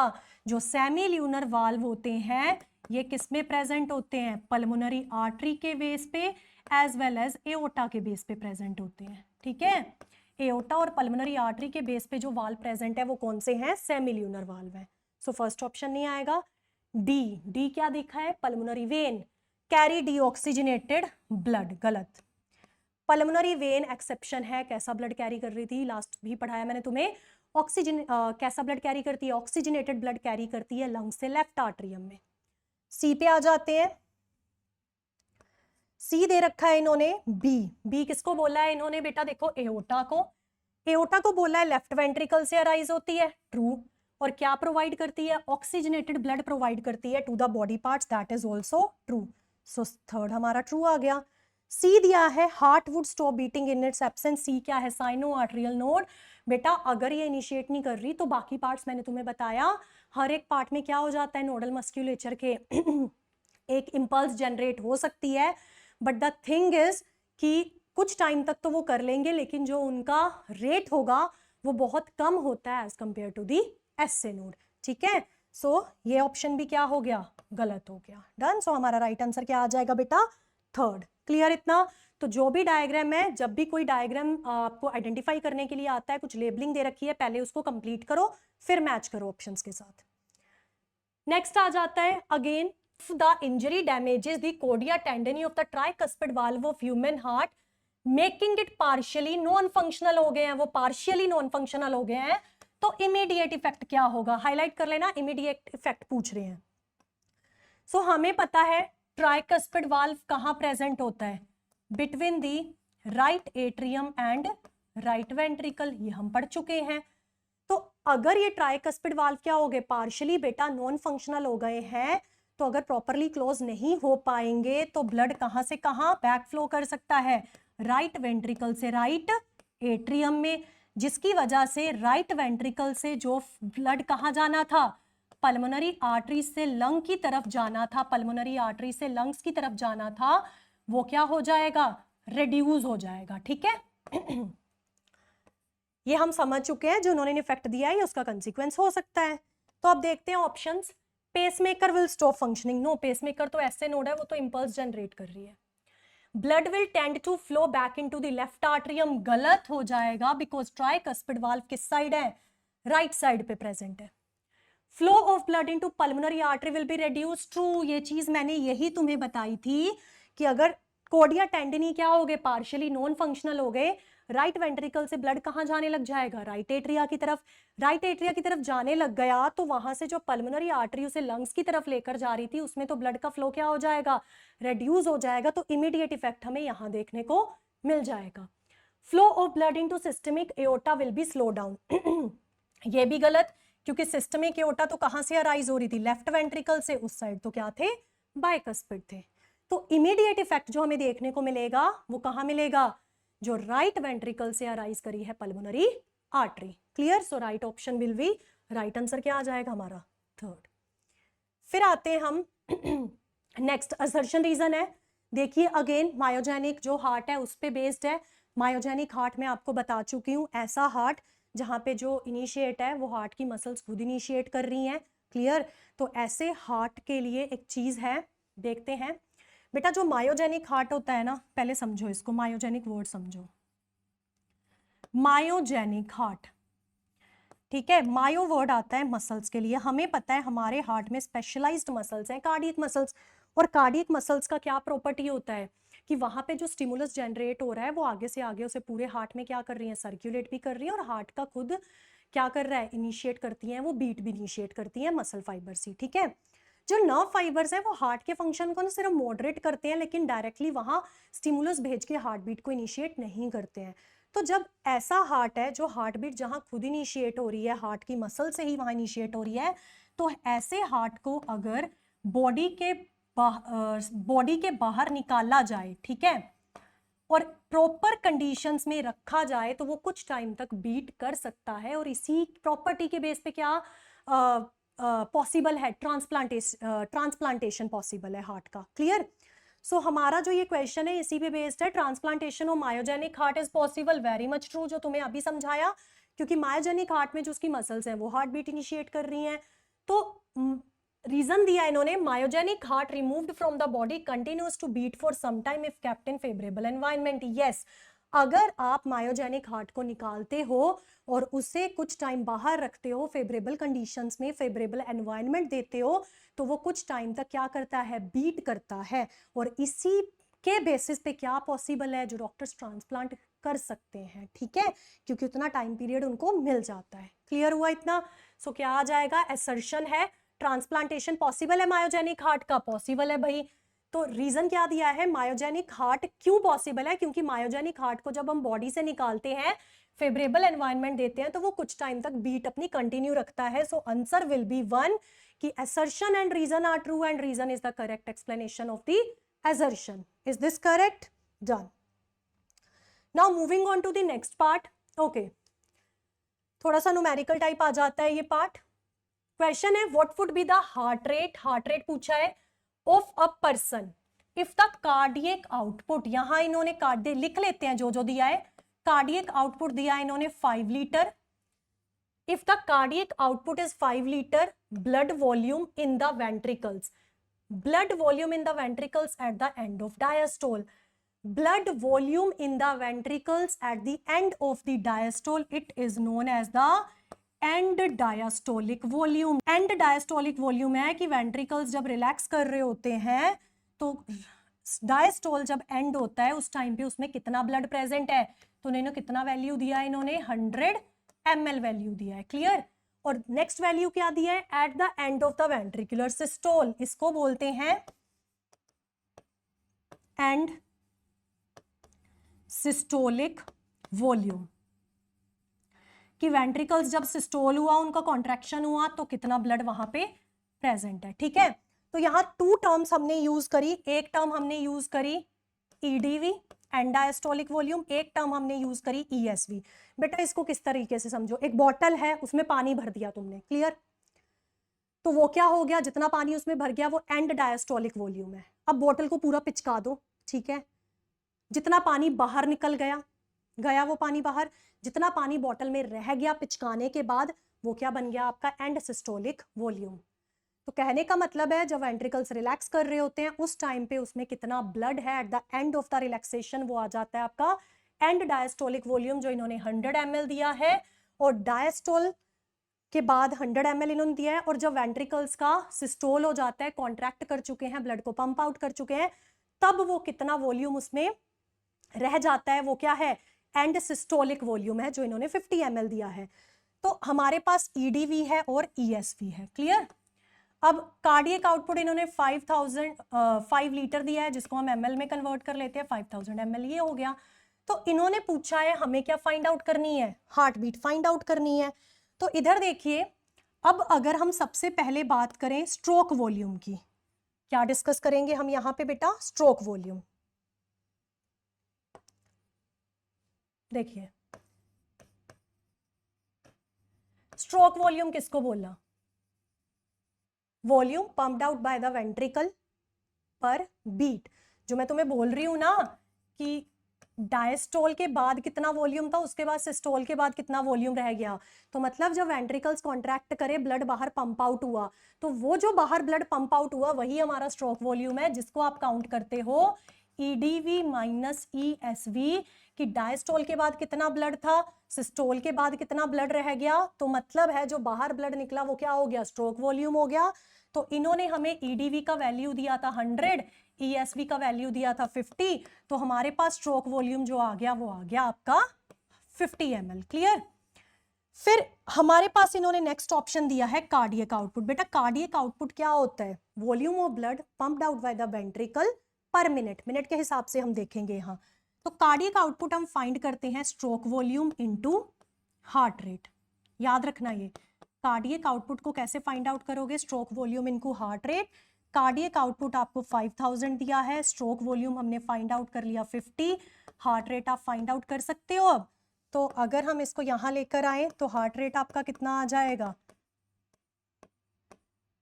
5000 डिवाइड बाय 50, तो हार्ट रेट आ गया आपका 100 टाइम्स पर मिनट, ठीक है। तो क्वेश्चन देख लेते हैं, that is 4th 100 beats per minute. ध्यान रखना cardiac output is stroke volume into heart rate, तो जब हमारी बॉडी में स्ट्रोक वॉल्यूम में कोई चेंज आता है, हार्ट रेट में कोई चेंज आता है, तो कार्डियक आउटपुट भी क्या हो जाएगा, चेंज हो जाता है। Done. Moving on to the next part. Okay, देख के पता लग गया किससे रिलेटेड क्वेश्चन है, ECG से। तो सबसे पहले ECG समझ लेते हैं हम। अगर हम ECG की बात करें, क्या है ECG, ECG इज इलेक्ट्रोकार्डियोग्राम। बेटा हमने पढ़ा कि हार्ट में कार्डियक मसल्स का क्या है, एक स्पेशल नेटवर्क है, इंपल्स जनरेट होती है, फिर वो इंपल्स का क्या होता है, कंडक्शन होता है, इलेक्ट्रिकल इंपल्स है। तो जितना भी इलेक्ट्रिकल एक्टिविटी है हार्ट का, आपने हॉस्पिटल्स में देखा होगा, स्क्रीन के ऊपर क्या नजर आता है आपको, एक ग्राफिकल रिप्रेजेंटेशन नजर आ रही होती है। That graphical representation of the electrical activity of the heart is known as electrocardiogram, ठीक है। और जिस मशीन से हम इसको मेजर करते हैं वो होता है इलेक्ट्रोकार्डियोग्राफ। तो उल्टा है, जो ग्राम है वो तो क्या है, ग्राफ, जो ग्राफ लिख रही हूं वो तो क्या है, मशीन है, ठीक है। और जब हमें मेजर करनी होती है, इलेक्ट्रिकल लीड्स यूज करते हैं, 2 रिस्ट पे लगाते हैं, एक लेफ्ट एंकल पे लगाएंगे इलेक्ट्रिक सर्किट कंप्लीट करने के लिए। एंड अगर हमें डिटेल्ड इवेल्युएशन करना है पूरा हार्ट का, तो जो बची हुई लीड्स होती हैं उसको चेस्ट रीजन में लगा देते हैं। अब बेटा जब हम किसी का ECG देखते हैं, हमें P2T क्या नजर आती हैं, वेव्स नजर आएंगी। 3 चीजें यहां मैं बताऊंगी। सबसे पहले है आपका P वेव। P वेव क्या रिप्रेजेंट करती है, ध्यान देना, आर्ट्रियल डीपोलराइजेशन। देखो ऐसे नोड में हुआ है इंपल्स जनरेट, ऐसे नोड में जैसे इंपल्स जनरेट होगा मसल फाइबर्स के थ्रू ही वो आर्ट्रिया में जाएगा, ठीक है। हम बोलेंगे आर्ट्रिया क्या हो गए, डीपोलराइज हो गए, एक्शन पोटेंशियल जनरेट हो चुका है। सो ये डीपोलराइजेशन P वेव क्या कर रही है, रिप्रेजेंट करती है जैसे ही आर्टरिया में डिपोलराइजेशन हुई आर्टरिया का, आर्टरिया दोनों के दोनों साइमल्टेनियसली क्या करेंगे, कॉन्ट्रैक्ट कर जाएंगे। तो हम बोलेंगे arterial depolarization leads to arterial contraction और आर्टरियल सिस्टोल। क्लियर हुआ इतना? फिर उसके बाद नेक्स्ट आता है कॉम्प्लेक्स आएगा Q R and S wave का, जिसको बोल देते हैं हम क्यू आर एस कॉम्प्लेक्स। अब हम इस कॉम्प्लेक्स की बात करते हैं बेटा। अब देखो वो जो इंपल्स थी वो एवी नोड से अब कहाँ आ जाएगी, वेंट्रिकल्स में आएगी। तो अब हम बोलेंगे क्यू आर एस कॉम्प्लेक्स क्या रिप्रेजेंट कर रहा है यहाँ पे, वेंट्रिकुलर डिपोलराइजेशन। मतलब एक्शन पोटेंशियल अब कहाँ आ चुका है, वेंट्रिकल्स भी पोलराइज्ड डीपोलराइज्ड कंडीशन में आ चुके हैं, वेंट्रिकुलर डीपोलराइज्ड हो चुके हैं, एक्शन पोटेंशियल वेंट्रिकल्स में जनरेट हो चुका है। तो just after Q wave ventricles का क्या स्टार्ट हो जाता है, यहाँ पे ये जो आपको पीक नजर आ रही है, क्या स्टार्ट हो गया है वेंट्रिकल्स का, कॉन्ट्रैक्शन। तो हम बोलते हैं depolarization leads to ventricular contraction. Clear? तो वेंट्रिकुलर का जो डीपोलराइजेशन है वो कौन सी वेव रिप्रेजेंट करती है, क्यूआरएस कॉम्प्लेक्स रिप्रेजेंट कर रहा है। फिर उसके बाद टी वेव आती है हमारी, जो टी वेव है बेटा ये रिप्रेजेंट करती है वेंट्रिकुलर रीपोलराइजेशन। कहने का मतलब है कि जो अब वेंट्रिकल्स हैं वो एक्साइटेड स्टेट से कहाँ आ रहे हैं, नॉर्मल स्टेट की तरफ आएंगे। तो जैसे ही टी वेव खत्म होती है हम बोलेंगे वेंट्रिकुलर सिस्टोल क्या हो चुका है, फिनिश हो चुका है। ठीक है, अब क्या कर रहा है वेंट्रिकल भी, रिलैक्स करेगा। तो 3 वेव्स हैं, मतलब वेव्स 5 है, एक पी वेव है, एक क्यूआरएस कॉम्प्लेक्स पढ़ते हो तुम, और एक क्या आ जाता है, T wave. P wave arterial depolarization represent कर रही है, QRS ventricular depolarization, T wave ventricular repolarization की वेंट्रिकल्स एक्साइटेड से नॉर्मल आ रहे हैं अब। तो जैसे ही टी वेव का एंड होता है मतलब वेंट्रिकुलर सिस्टोल खत्म। तो जब हम नॉर्मल पर्सन की आप ईसीजी देखते हो ना, तो आपको इस तरीके की ना वेव्स नजर आती हैं। तो कोई भी डिफ्लेक्शन होता है ना अगर इन वेव से, तो उसे में आइडिया हो जाता है कि कुछ ना कुछ क्या है, वर्किंग में दिक्कत आ रही है हार्ट के। तो बड़ा ज्यादा इनका क्या है, क्लिनिकल सिग्निफिकेंस रहता है। तो इसी के बेस पे क्वेश्चन पे आ जाते हैं, match the list 1 with list 2। सबसे पहला इन्होंने लिस्ट में दिया है पी वेव। देखो पी वेव क्या रिप्रेजेंट कर रही थी, डिपोलराइजेशन ऑफ एट्रिया, तो 3 आ जाएगा इसका। फिर आता है क्यूआरएस कॉम्प्लेक्स, क्यूआरएस क्या रिप्रेजेंट कर रहा था, डिपोलराइजेशन ऑफ वेंट्रिकल्स, तो क्या आ जाएगा इसका 2। फिर टी वेव आ गई थी, टी वेव रिप्रेजेंट कर रही थी वेंट्रिकुलर रिपोलराइजेशन की, एक्साइटेड से अब नॉर्मल स्टेट में आ रहे हैं, तो क्या आ जाएगा, repolarization of ventricles 4। And TP gap, TP gap देख लीजिए, देखो ये टी वेव है, टी वेव यहां खत्म हुई, यहां से क्या जनरेट हो जाएगी फिर से, पी वेव, है ना। तो अगर मैं इस गैप की बात करूं तो ये क्या है, आपका टीपी गैप है, जिसमें कोई इंपल्स इनिशिएट नहीं हो रही। जो आपका हार्ट है उसमें कोई इलेक्ट्रिकल स्टिमुलस नहीं है, जो हार्ट मसल्स हैं वो इलेक्ट्रिकली साइलेंट है, no stimulus is getting generated. तो ये आ जाएगा आपका 1। तो 3 2 4 1, देखिए क्या आना चाहिए, थर्ड ऑप्शन। क्लियर? तो ये ईसीजी है, बहुत इंपॉर्टेंट है, हर एक वेव के साथ क्या रिप्रेजेंट कर रही है वो आपको ध्यान में रखना है। Clear? Again next question is also on ECG. देखिए सीबीएसई आईपीएमटी मेंस में ये क्वेश्चन भी आ चुका है। अगर हम बेटा इस क्वेश्चन में देखें क्या दिया है, given below is the ECG of a normal human का ईसीजी दे रखा है। So which of the components is correctly interpreted below. तो जो हमने ईसीजी पढ़ा उसमें जो डिफरेंट एस्पेक्ट्स पढ़े उसी के साथ तुम्हें इनको रिलेट करना है। पी हमें पता है क्या रिप्रेजेंट कर रहा था, आर्ट्रियल, लिख लेते हैं यहां भी इजी हो जाएगा। डीपोलराइजेशन अब एक आर्ट्रिया का नहीं है, दोनों की बात करते हैं। फिर क्यूआरएस कॉम्प्लेक्स था, ये क्या रिप्रेजेंट कर रहा था, वेंट्रिकुलर डीपोलराइजेशन, अगेन ये भी हम पढ़ चुके हैं। और टी वेव क्या रिप्रेजेंट कर रही थी यहां पे, वेंट्रिकुलर रिपोलराइजेशन, मतलब एक्साइटेड से नॉर्मल स्टेट की तरफ आ रहे थे वो। तो अगर हम अब ऑप्शंस देखें एक एक करके, तो फर्स्ट ऑप्शन दिया है peak P and peak R together systolic and diastolic blood pressure. Blood pressure हम ईसीजी से मेजर थोड़ी नहीं करते हैं, ब्लड प्रेशर तो किससे मेजर होता है, स्फिग्मोमैनोमीटर, स्फिग्मोमैनोमीटर से मेजर करते हैं हम, इससे मेजर नहीं करते। ठीक है, first option wrong. Second, peak P initiation of left arterial contraction, गलत। सिर्फ लेफ्ट आर्टरिया का नहीं होता, डीपोलराइजेशन दोनों आर्टरिया का होगा, so this is again wrong. Complex QRS, one complete pulse. देखिए वेंट्रिकुलर डीपोलराइजेशन हुआ, depolarization leads to ventricular contraction. जब वेंट्रिकुलर कॉन्ट्रैक्ट करते हैं ब्लड हार्ट से पंप आउट होता है, एओर्टा में जैसे ही प्रेशर के साथ ब्लड जाएगा, आर्टरीज में जाएगा, आपको एक जर्क फील होता है अपनी आर्टरीज में, that jerk is known as pulse. तो by counting the number of QRS complexes, जब आप QRS कॉम्प्लेक्सेस को काउंट करते हो, you are counting the heart beat in a given time. ठीक है, आप हार्ट बीट्स काउंट कर सकते हो इन अ गिवन टाइम, जितने QRS कॉम्प्लेक्सेस है। तो हमें पता है 1 heart beat is equal to 1 pulse, तो जो हमें जर्क फील होता है वो पल्स होती है। तो जितने QRS कॉम्प्लेक्सेस आएंगे वो क्या रिप्रेजेंट कर रहे हैं, एक कंप्लीट पल्स रिप्रेजेंट करेंगे, तो थर्ड इज करेक्ट। फोर्थ देख लेते हैं, peak T initiation of total cardiac contraction, no, गलत।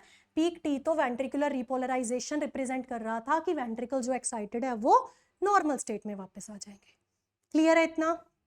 नाउ नेक्स्ट आ जाते हैं, अब हम अगेन ECG से रिलेटेड है। अब ये पूछ रहे हैं अगर हार्ट रेट एक इंडिविजुअल का 100 टाइम्स पर मिनट है, लिख लेते हैं हार्ट रेट इन्होंने दिया है 100 टाइम्स पर मिनट।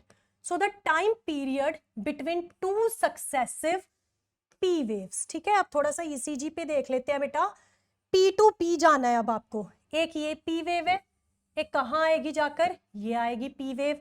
तो ये क्या बन रहा है आपका, 1 कंप्लीट कार्डियक साइकिल।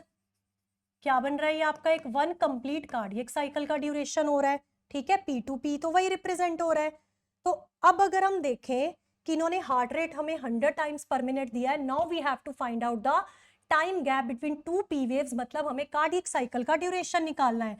तो कार्डियक साइकिल का ड्यूरेशन कैसे फाइंड आउट करोगे, duration of 1 complete cardiac cycle. Cardiac cycle क्या था, इवेंट, साइक्लिक इवेंट्स, जहां हार्ट क्या कर रहा है, एक बीट के अंदर जो जो इवेंट्स हैं, जिसमें सबसे पहले जॉइंट रिलैक्सेशन थी, सारे चारों के चारों चैम्बर रिलैक्स थे, फिर आर्टरियल सिस्टोल होता है, फिर क्या होता है, वेंट्रिकुलर सिस्टोल हो रहा था।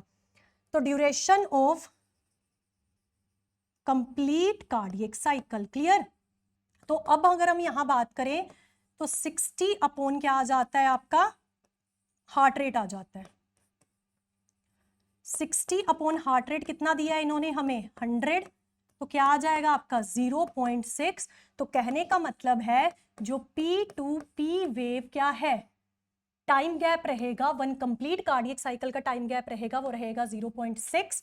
तो क्या आ जाएगा, third option, that is 0.6 seconds. याद रखना ये फॉर्मूलाज छोटे छोटे हैं, बहुत इंपॉर्टेंट है।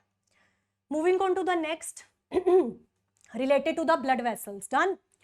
सो स्टूडेंट प्रिपेयर्ड स्लाइड्स प्रिपेयर करी, उसने ट्रांसफर सेक्शन प्रिपेयर करा है, किसका प्रिपेयर करा है, ब्लड वेसल्स का। The labels on the slides got mixed. तो कैसे उसे पता लगेगा ये TS आर्टरी है, ट्रांसफर सेक्शन आर्टरी। उसके पास ना बड़ी सारी स्लाइड्स थी जो उसने ब्लड वेसल्स की प्रिपेयर करी थी, स्लाइड्स हो गई मिक्स। नाउ ही और शी हैज टू आइडेंटिफाई किसमें से TS ऑफ आर्टरी कौन सा है। तो कैसे पता लगेगा, अगर आपको आर्टरी के क्या पता है, कैरेक्टरिस्टिक्स पता है, और वेन के भी कैरेक्टरिस्टिक्स पता है, तभी आप डिफरेंशिएट कर पाओगे ना। तो अब अगर हम बात करें TS, तो ये मैंने डायग्राम देखो, जब आप हिस्टोलॉजी की बात करते हो ना, उनकी लेयर्स की स्टडी करते हो, टिश्यूज की बात करते हो, ब्लड वेसल्स, आर्टरीज, वेन में, तो 3 उनकी वॉल्स जो होती हैं उसमें 3 लेयर्स होती हैं। Outer most is the tunica externa, fibrous connective tissue है, आर्टरी में भी है, वेन में भी है, this is the outer most, है ना। फिर मिड में जो आती है वो है ट्यूनिका मीडिया। ट्यूनिका मीडिया में बेटा एक तो स्मूथ मसल्स होंगी, मसल फाइबर्स है, और साथ ही साथ इलास्टिक टिश्यू भी प्रेजेंट होगा। एंड दिस ट्यूनिका मीडिया, ये ट्यूनिका मीडिया जो है ये किस में थिकर होगी, आर्टरीज में। ट्यूनिका मीडिया किस में बेटा थिक होगी, इन आर्टरीज। और ट्यूनिका मीडिया में देख लो क्या क्या प्रेजेंट था, मसल्स थी और साथ ही साथ इलास्टिक थी। और देखो कितना ज्यादा इन्होंने इसका डायमीटर भी देखो, ये देखो कितनी थिकनेस है। और अगर वेन में इसी थिकनेस को कंपेयर करें तो ये है, तो कम होती है ये उसमें। फिर इनरमोस्ट लेयर आ जाती है आपकी, दैट इज दी, उसमें भी इलास्टिक मेम्ब्रेन आ जाती है। और ये आ जाती है आपकी ट्यूनिका इंटिमा या ट्यूनिका इंटरना भी बोल देते हैं इसको। एंडोथीलियम सिंपल स्क्वेमस एपिथेलियम का लेयर है, और अंदर जो स्पेस ये दिख रहा है आपको, दिस इज द ल्यूमेन। तो अगर आप आर्टरीज में देख रहे हो तो ये ल्यूमेन कैसा होता है, नैरो, लेकिन वेन्स में ये कैसा ल्यूमेन है, वाइड है। और वेन्स में तुम्हें ये वाल दिखाई दे रहे हैं, तो वेन में इंटरनल वाल्स प्रेजेंट होते हैं, आर्टरीज में नहीं होते। फिर उसके बाद अगर हम बात करें, क्वेश्चन पे आते हैं अब। फर्स्ट इन्होंने दिया है वाइडर ल्यूमेन, कि उसको टीएस आर्टरी को रिकॉग्नाइज करना है, तो क्या क्या कैरेक्टरिस्टिक्स देखेगा वाइडर ल्यूमेन। किसका था वाइडर ल्यूमेन, वेन का, क्योंकि जो ट्यूनिका मीडिया थी वो थिन होती है, वॉल्स वेन की थिन होती है, तो अंदर वाला स्पेस ल्यूमेन ज्यादा हो जाएगा। थिकर ट्यूनिका मीडिया किसका कैरेक्टरिस्टिक था, आर्टरी का, क्लियर, वेन में थिन होता है। थिन वॉल किसका था, वेन का, क्योंकि आर्टरीज में वॉल्स थिक है। थिकर इलास्टिक मेम्ब्रेन भी किसमें थी बेटा, आर्टरी में थी। तो इसी वजह से जो आर्टरीज होती हैं उनमें जो मसल्स हैं वो थिक लेयर होती है, इलास्टिक मेम्ब्रेन थिक होती है। तो as compare to veins, muscles जो आर्टरीज होती हैं उनमें ब्लड बहुत हाई प्रेशर से फ्लो कर सकता है, रप्चरिंग नहीं होती उनकी, because they have a thick layer of muscles as well as elasticity भी उनमें ज्यादा होती है, थिक इलास्टिक मेम्ब्रेन है। सो क्या आंसर आ जाएगा हमारा, B and D. So the right option will be 3, B and D. Clear है इतना। सो एक चीज यहां साथ में कनेक्ट करके बता रही हूं ना, एक ब्लड वेसल हम और पढ़ते हैं यहाँ पे, कैपिलरी। बेटा जो कैपिलरीज होती है ना, दे ओनली हैव एंडोथीलियम, जो इनर मोस्ट लेयर थी ना इनकी endothelium, endothelium is what, simple squamous epithelium. तो कैपिलरी का ना जो सरफेस होता है वो बहुत क्या होती है, पतली होती है कैपिलरीज। क्यों, क्योंकि जितना भी एक्सचेंज होना है वो कैपिलरीज के सरफेस से होना है। Done. Moving on to the next question. Okay, choose the incorrect statement from the following. Need को बहुत सही लगते हैं क्वेश्चन, ठीक है, क्यों, क्योंकि वो एक ही क्वेश्चन में 4 डिफरेंट टाइप के कॉन्सेप्ट्स क्या कर लेते हैं, आपके टेस्ट कर लेते हैं। सो देखते हैं स्टेटमेंट्स। फर्स्ट स्टेटमेंट इन्होंने दिया है, अ यूनिक वर्ड अंडरलाइन करिएगा, vascular connection exist between the digestive tract and the liver, और इसको क्या बोला, हिपैटिक पोर्टल सिस्टम। बेटा अब पोर्टल सिस्टम क्या होता है, पोर्टल सिस्टम है कि एक वेन जो कि डीऑक्सीजनेटेड ब्लड लेकर जा रही थी एक ऑर्गन से, instead of directly going into the heart, वो पहले किसी और ऑर्गन में जाएगी, फिर उस ऑर्गन की वेन्स आगे क्या करेंगी, हार्ट की तरफ डीऑक्सीजनेटेड ब्लड लेकर जाएंगी, ठीक है। सो बॉडी में डिफरेंट फंक्शंस के लिए ये सिस्टम ऑपरेट करते हैं। अगर हम अब यहाँ देखें बेटा, हिपैटिक पोर्टल सिस्टम, तो डाइजेस्टिव ट्रैक्ट, ठीक है, डाइजेस्टिव ट्रैक्ट और लिवर में इन्होंने बोला हुआ है, यस, डाइजेस्टिव ट्रैक्ट में जैसे इंटेस्टाइन से एक हिपैटिक पोर्टल वेन अराइज हुआ। अब ये हिपैटिक पोर्टल वेन क्या कैरी कर रहा है बेटा, hepatic portal vein will carry deoxygenated blood, ठीक है, और ये कहां लेकर जाएगा उसे, लिवर में। अब लिवर में क्यों गया, डायरेक्टली हार्ट में क्यों नहीं गया, क्योंकि लिवर में जो ये ब्लड जा रहा है इसमें जो टॉक्सिन्स है लिवर वो रिमूव कर देगा, जो उसको सब्सटेंसेस क्या रखने हैं, स्टोर करने हैं, वो कर लेगा। उसके बाद लिवर से जो वेन निकलेगी वो कौन सी होगी, अब हिपैटिक वेन होगी। Now this hepatic vein will carry the blood to the heart. Vein है तो कैसा ब्लड है, डीऑक्सीजनेटेड ब्लड ही क्या करेगी, कैरी करेगी। अब यही एक और चीज लिंक कर रही हूं मैं बेटा, लिवर का आपको पता है ना क्या करता है, ये यूरिया साइकिल यहाँ चलता है, यूरिया की सिंथेसिस यहाँ होती है, बनता यहाँ है, एक्सक्रीशन किडनी से है। एक क्वेश्चन और आता है इसी के बेसिस पे आता है कि मैक्सिमम अगर मैं यूरिया कॉन्सेंट्रेशन की बात करूं तो वो किस में होगी, अगेन हिपैटिक वेन में होगी। क्यों, क्योंकि लिवर में यूरिया बना तो वहां से यूरिया को लेकर जो बाहर आई वो तो क्या आई, हिपैटिक वेन। तो ये दो ना समटाइम्स ऑप्शन में दे रखे होते हैं, तो ध्यान रखना हिपैटिक वेन में मैक्सिमम यूरिया कॉन्सेंट्रेशन है। सो फर्स्ट ऑप्शन हमारा सही है, हिपैटिक पोर्टल सिस्टम बोल देते हैं हम उसे। सेकेंड है, special coronary system of blood vessels is present in our body exclusively for the circulation of blood to and from the cardiac musculature. True.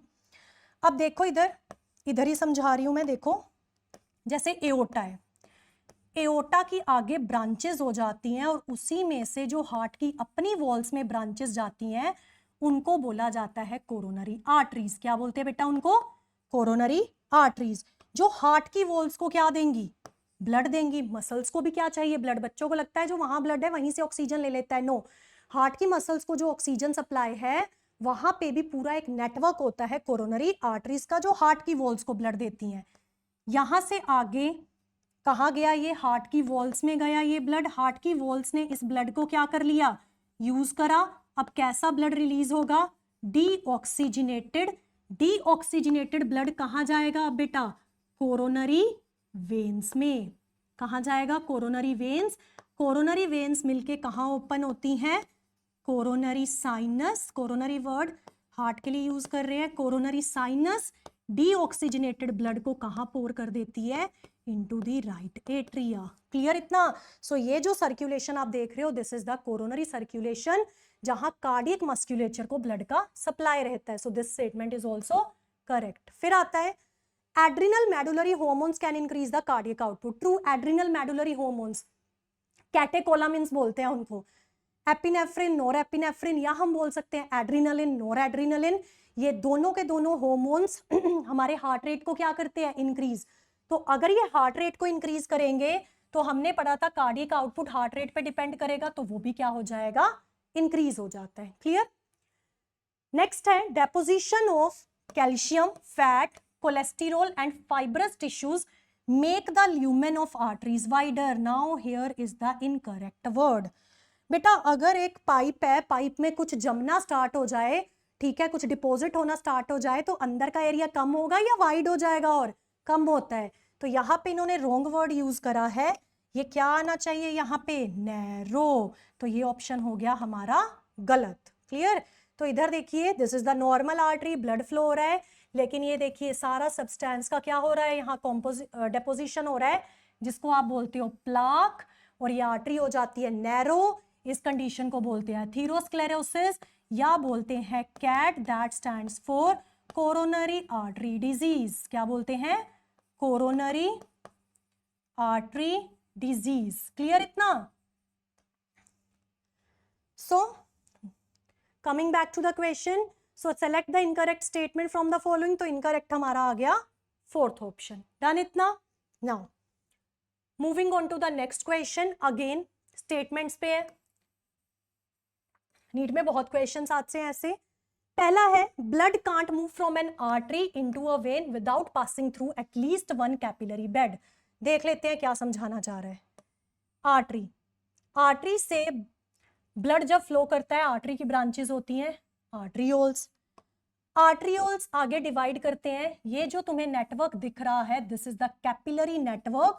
और कैपिलरीज मैंने आपको बताया सिर्फ एंडोथेलियम का लेयर होता है। क्यों, क्योंकि जितना भी एक्सचेंज होगा उस एक्सचेंज के लिए कैपिलरीज एक सरफेस एरिया क्या करेंगी, प्रोवाइड करती हैं। ठीक है, न्यूट्रिएंट्स का है, गैसेस का है, सबके एक्सचेंज के लिए कैपिलरीज रीजॉइन करके बनाती हैं वेन्यूल्स, जो कि वापस रीजॉइन करके बनाएंगे वेन।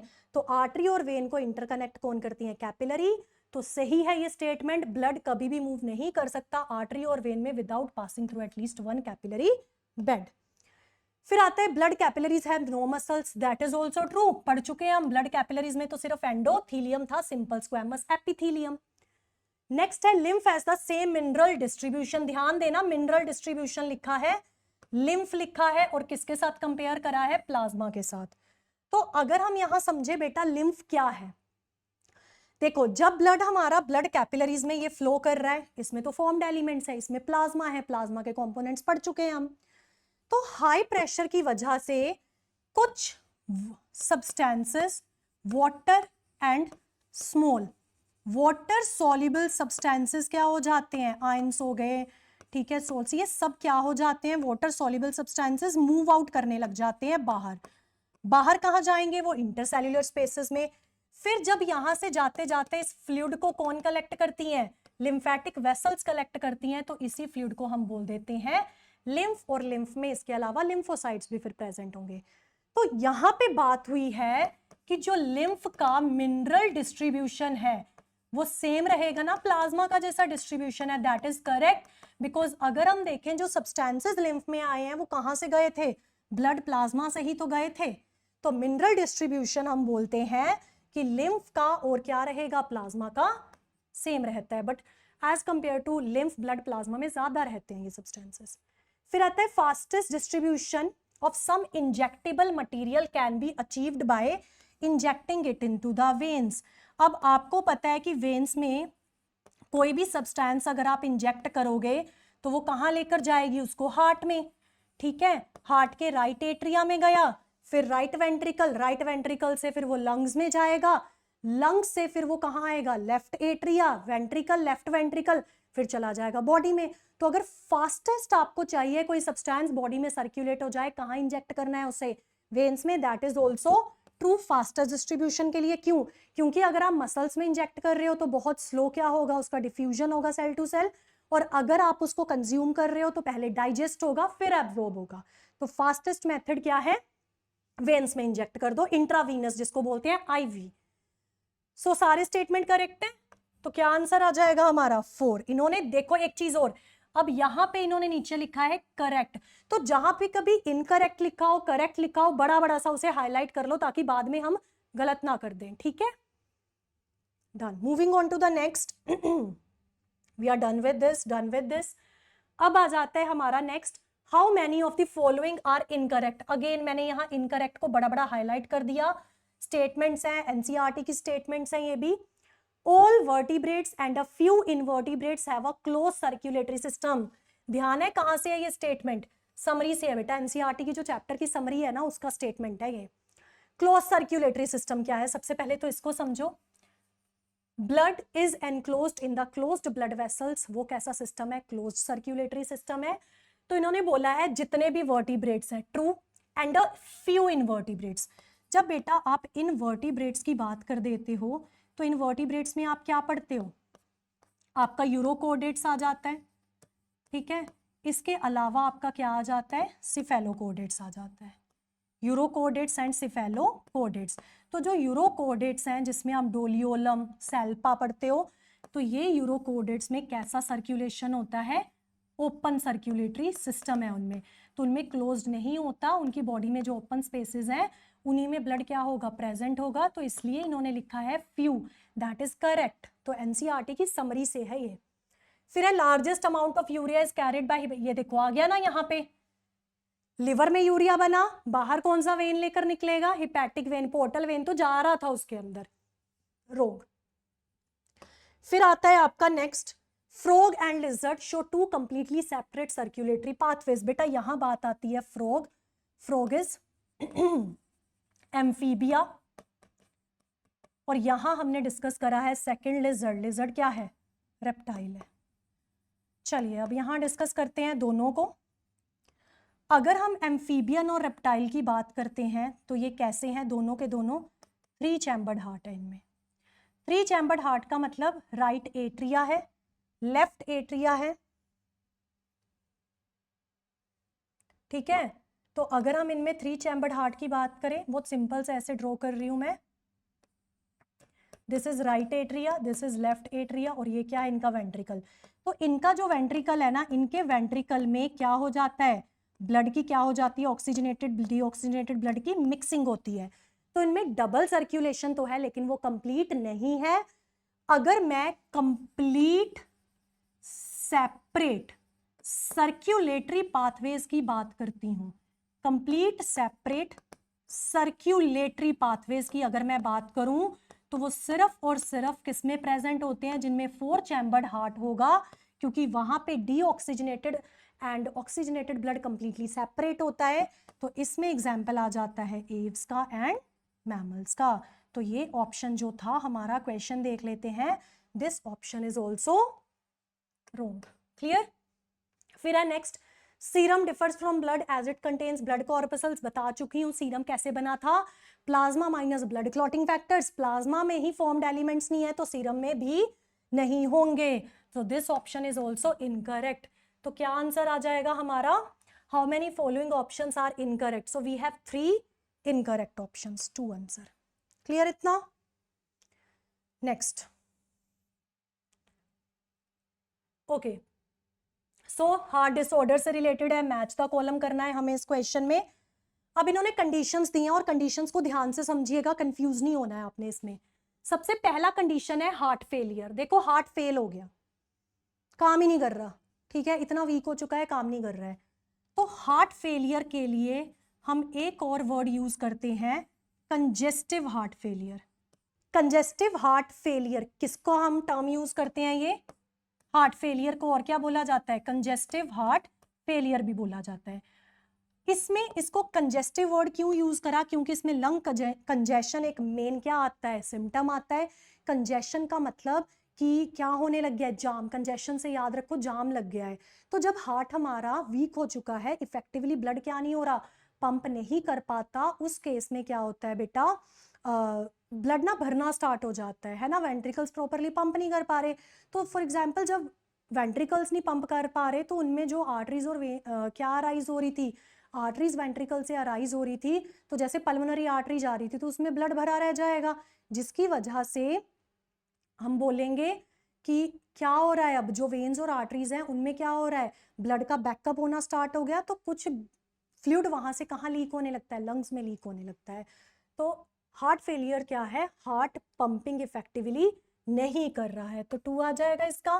फिर आता है कार्डियक अरेस्ट। कार्डियक अरेस्ट है, बंद हो गया है, ठीक है, कंप्लीट स्टॉपेज हो चुकी है हार्ट बीट की, कोई इंपल्स इनिशिएट नहीं हो रही, कोई इलेक्ट्रिकल स्टिमुलस इनिशिएट नहीं हो रहा, तो मतलब हार्ट हमारा कार्डियक अरेस्ट में जा चुका है। डन। So linked with 3। फिर आता है heart attack. Heart attack, acute heart attack के लिए ना हम एक वर्ड यूज करते हैं, मायोकार्डियल इन्फेरेक्शन। इन्फेरेक्शन का मतलब होता है डेथ हो रही है, ठीक है। मायो का वर्ड का मतलब क्या है? मसल। कार्डियक मतलब हार्ट की मसल्स की डेथ होनी स्टार्ट हो जाएगी। क्यों? Death of myocardium after ischaemia. Ischaemia होता है रेड्यूस्ड ब्लड सप्लाई की वजह से, जो ऑक्सीजन का भी क्या हो गया है, blood supply, reduced blood supply की वजह से क्या हो गया है, रेड्यूस्ड ऑक्सीजन सप्लाई, और इसी की वजह से क्या हो रहा है, जो हार्ट की मसल्स है उन टिश्यूज की डेथ होनी स्टार्ट हो गई है। हार्ट क्या करता है फिर, थोड़ा और ट्राई करता है, लेकिन उसकी वजह से हार्ट की और मसल्स क्या हो जाती हैं, डेड हो जाती हैं, जिसकी वजह से क्या फेस करता है person, heart attack, also known as myocardial infection, which is cause due to death of myocardium after ischemia. So क्या आंसर आ जाएगा आपका? 2, 3, 1। So right option will be third. तो ये जितने भी डिसऑर्डर्स हैं ये भी आपको याद रखने हैं। हार्ट फेलियर हो गया, कार्डियक अरेस्ट हो गया, एथेरोस्क्लेरोसिस पहले पढ़ाया था मैंने, इसके अलावा हमने और क्या पढ़ा है इसमें, हार्ट अटैक पढ़ा। Done. So this is all about these questions. सो अच्छे से आप तैयारी रखिए अपनी, नीट आने वाला है। So all the best for everybody. Thank you.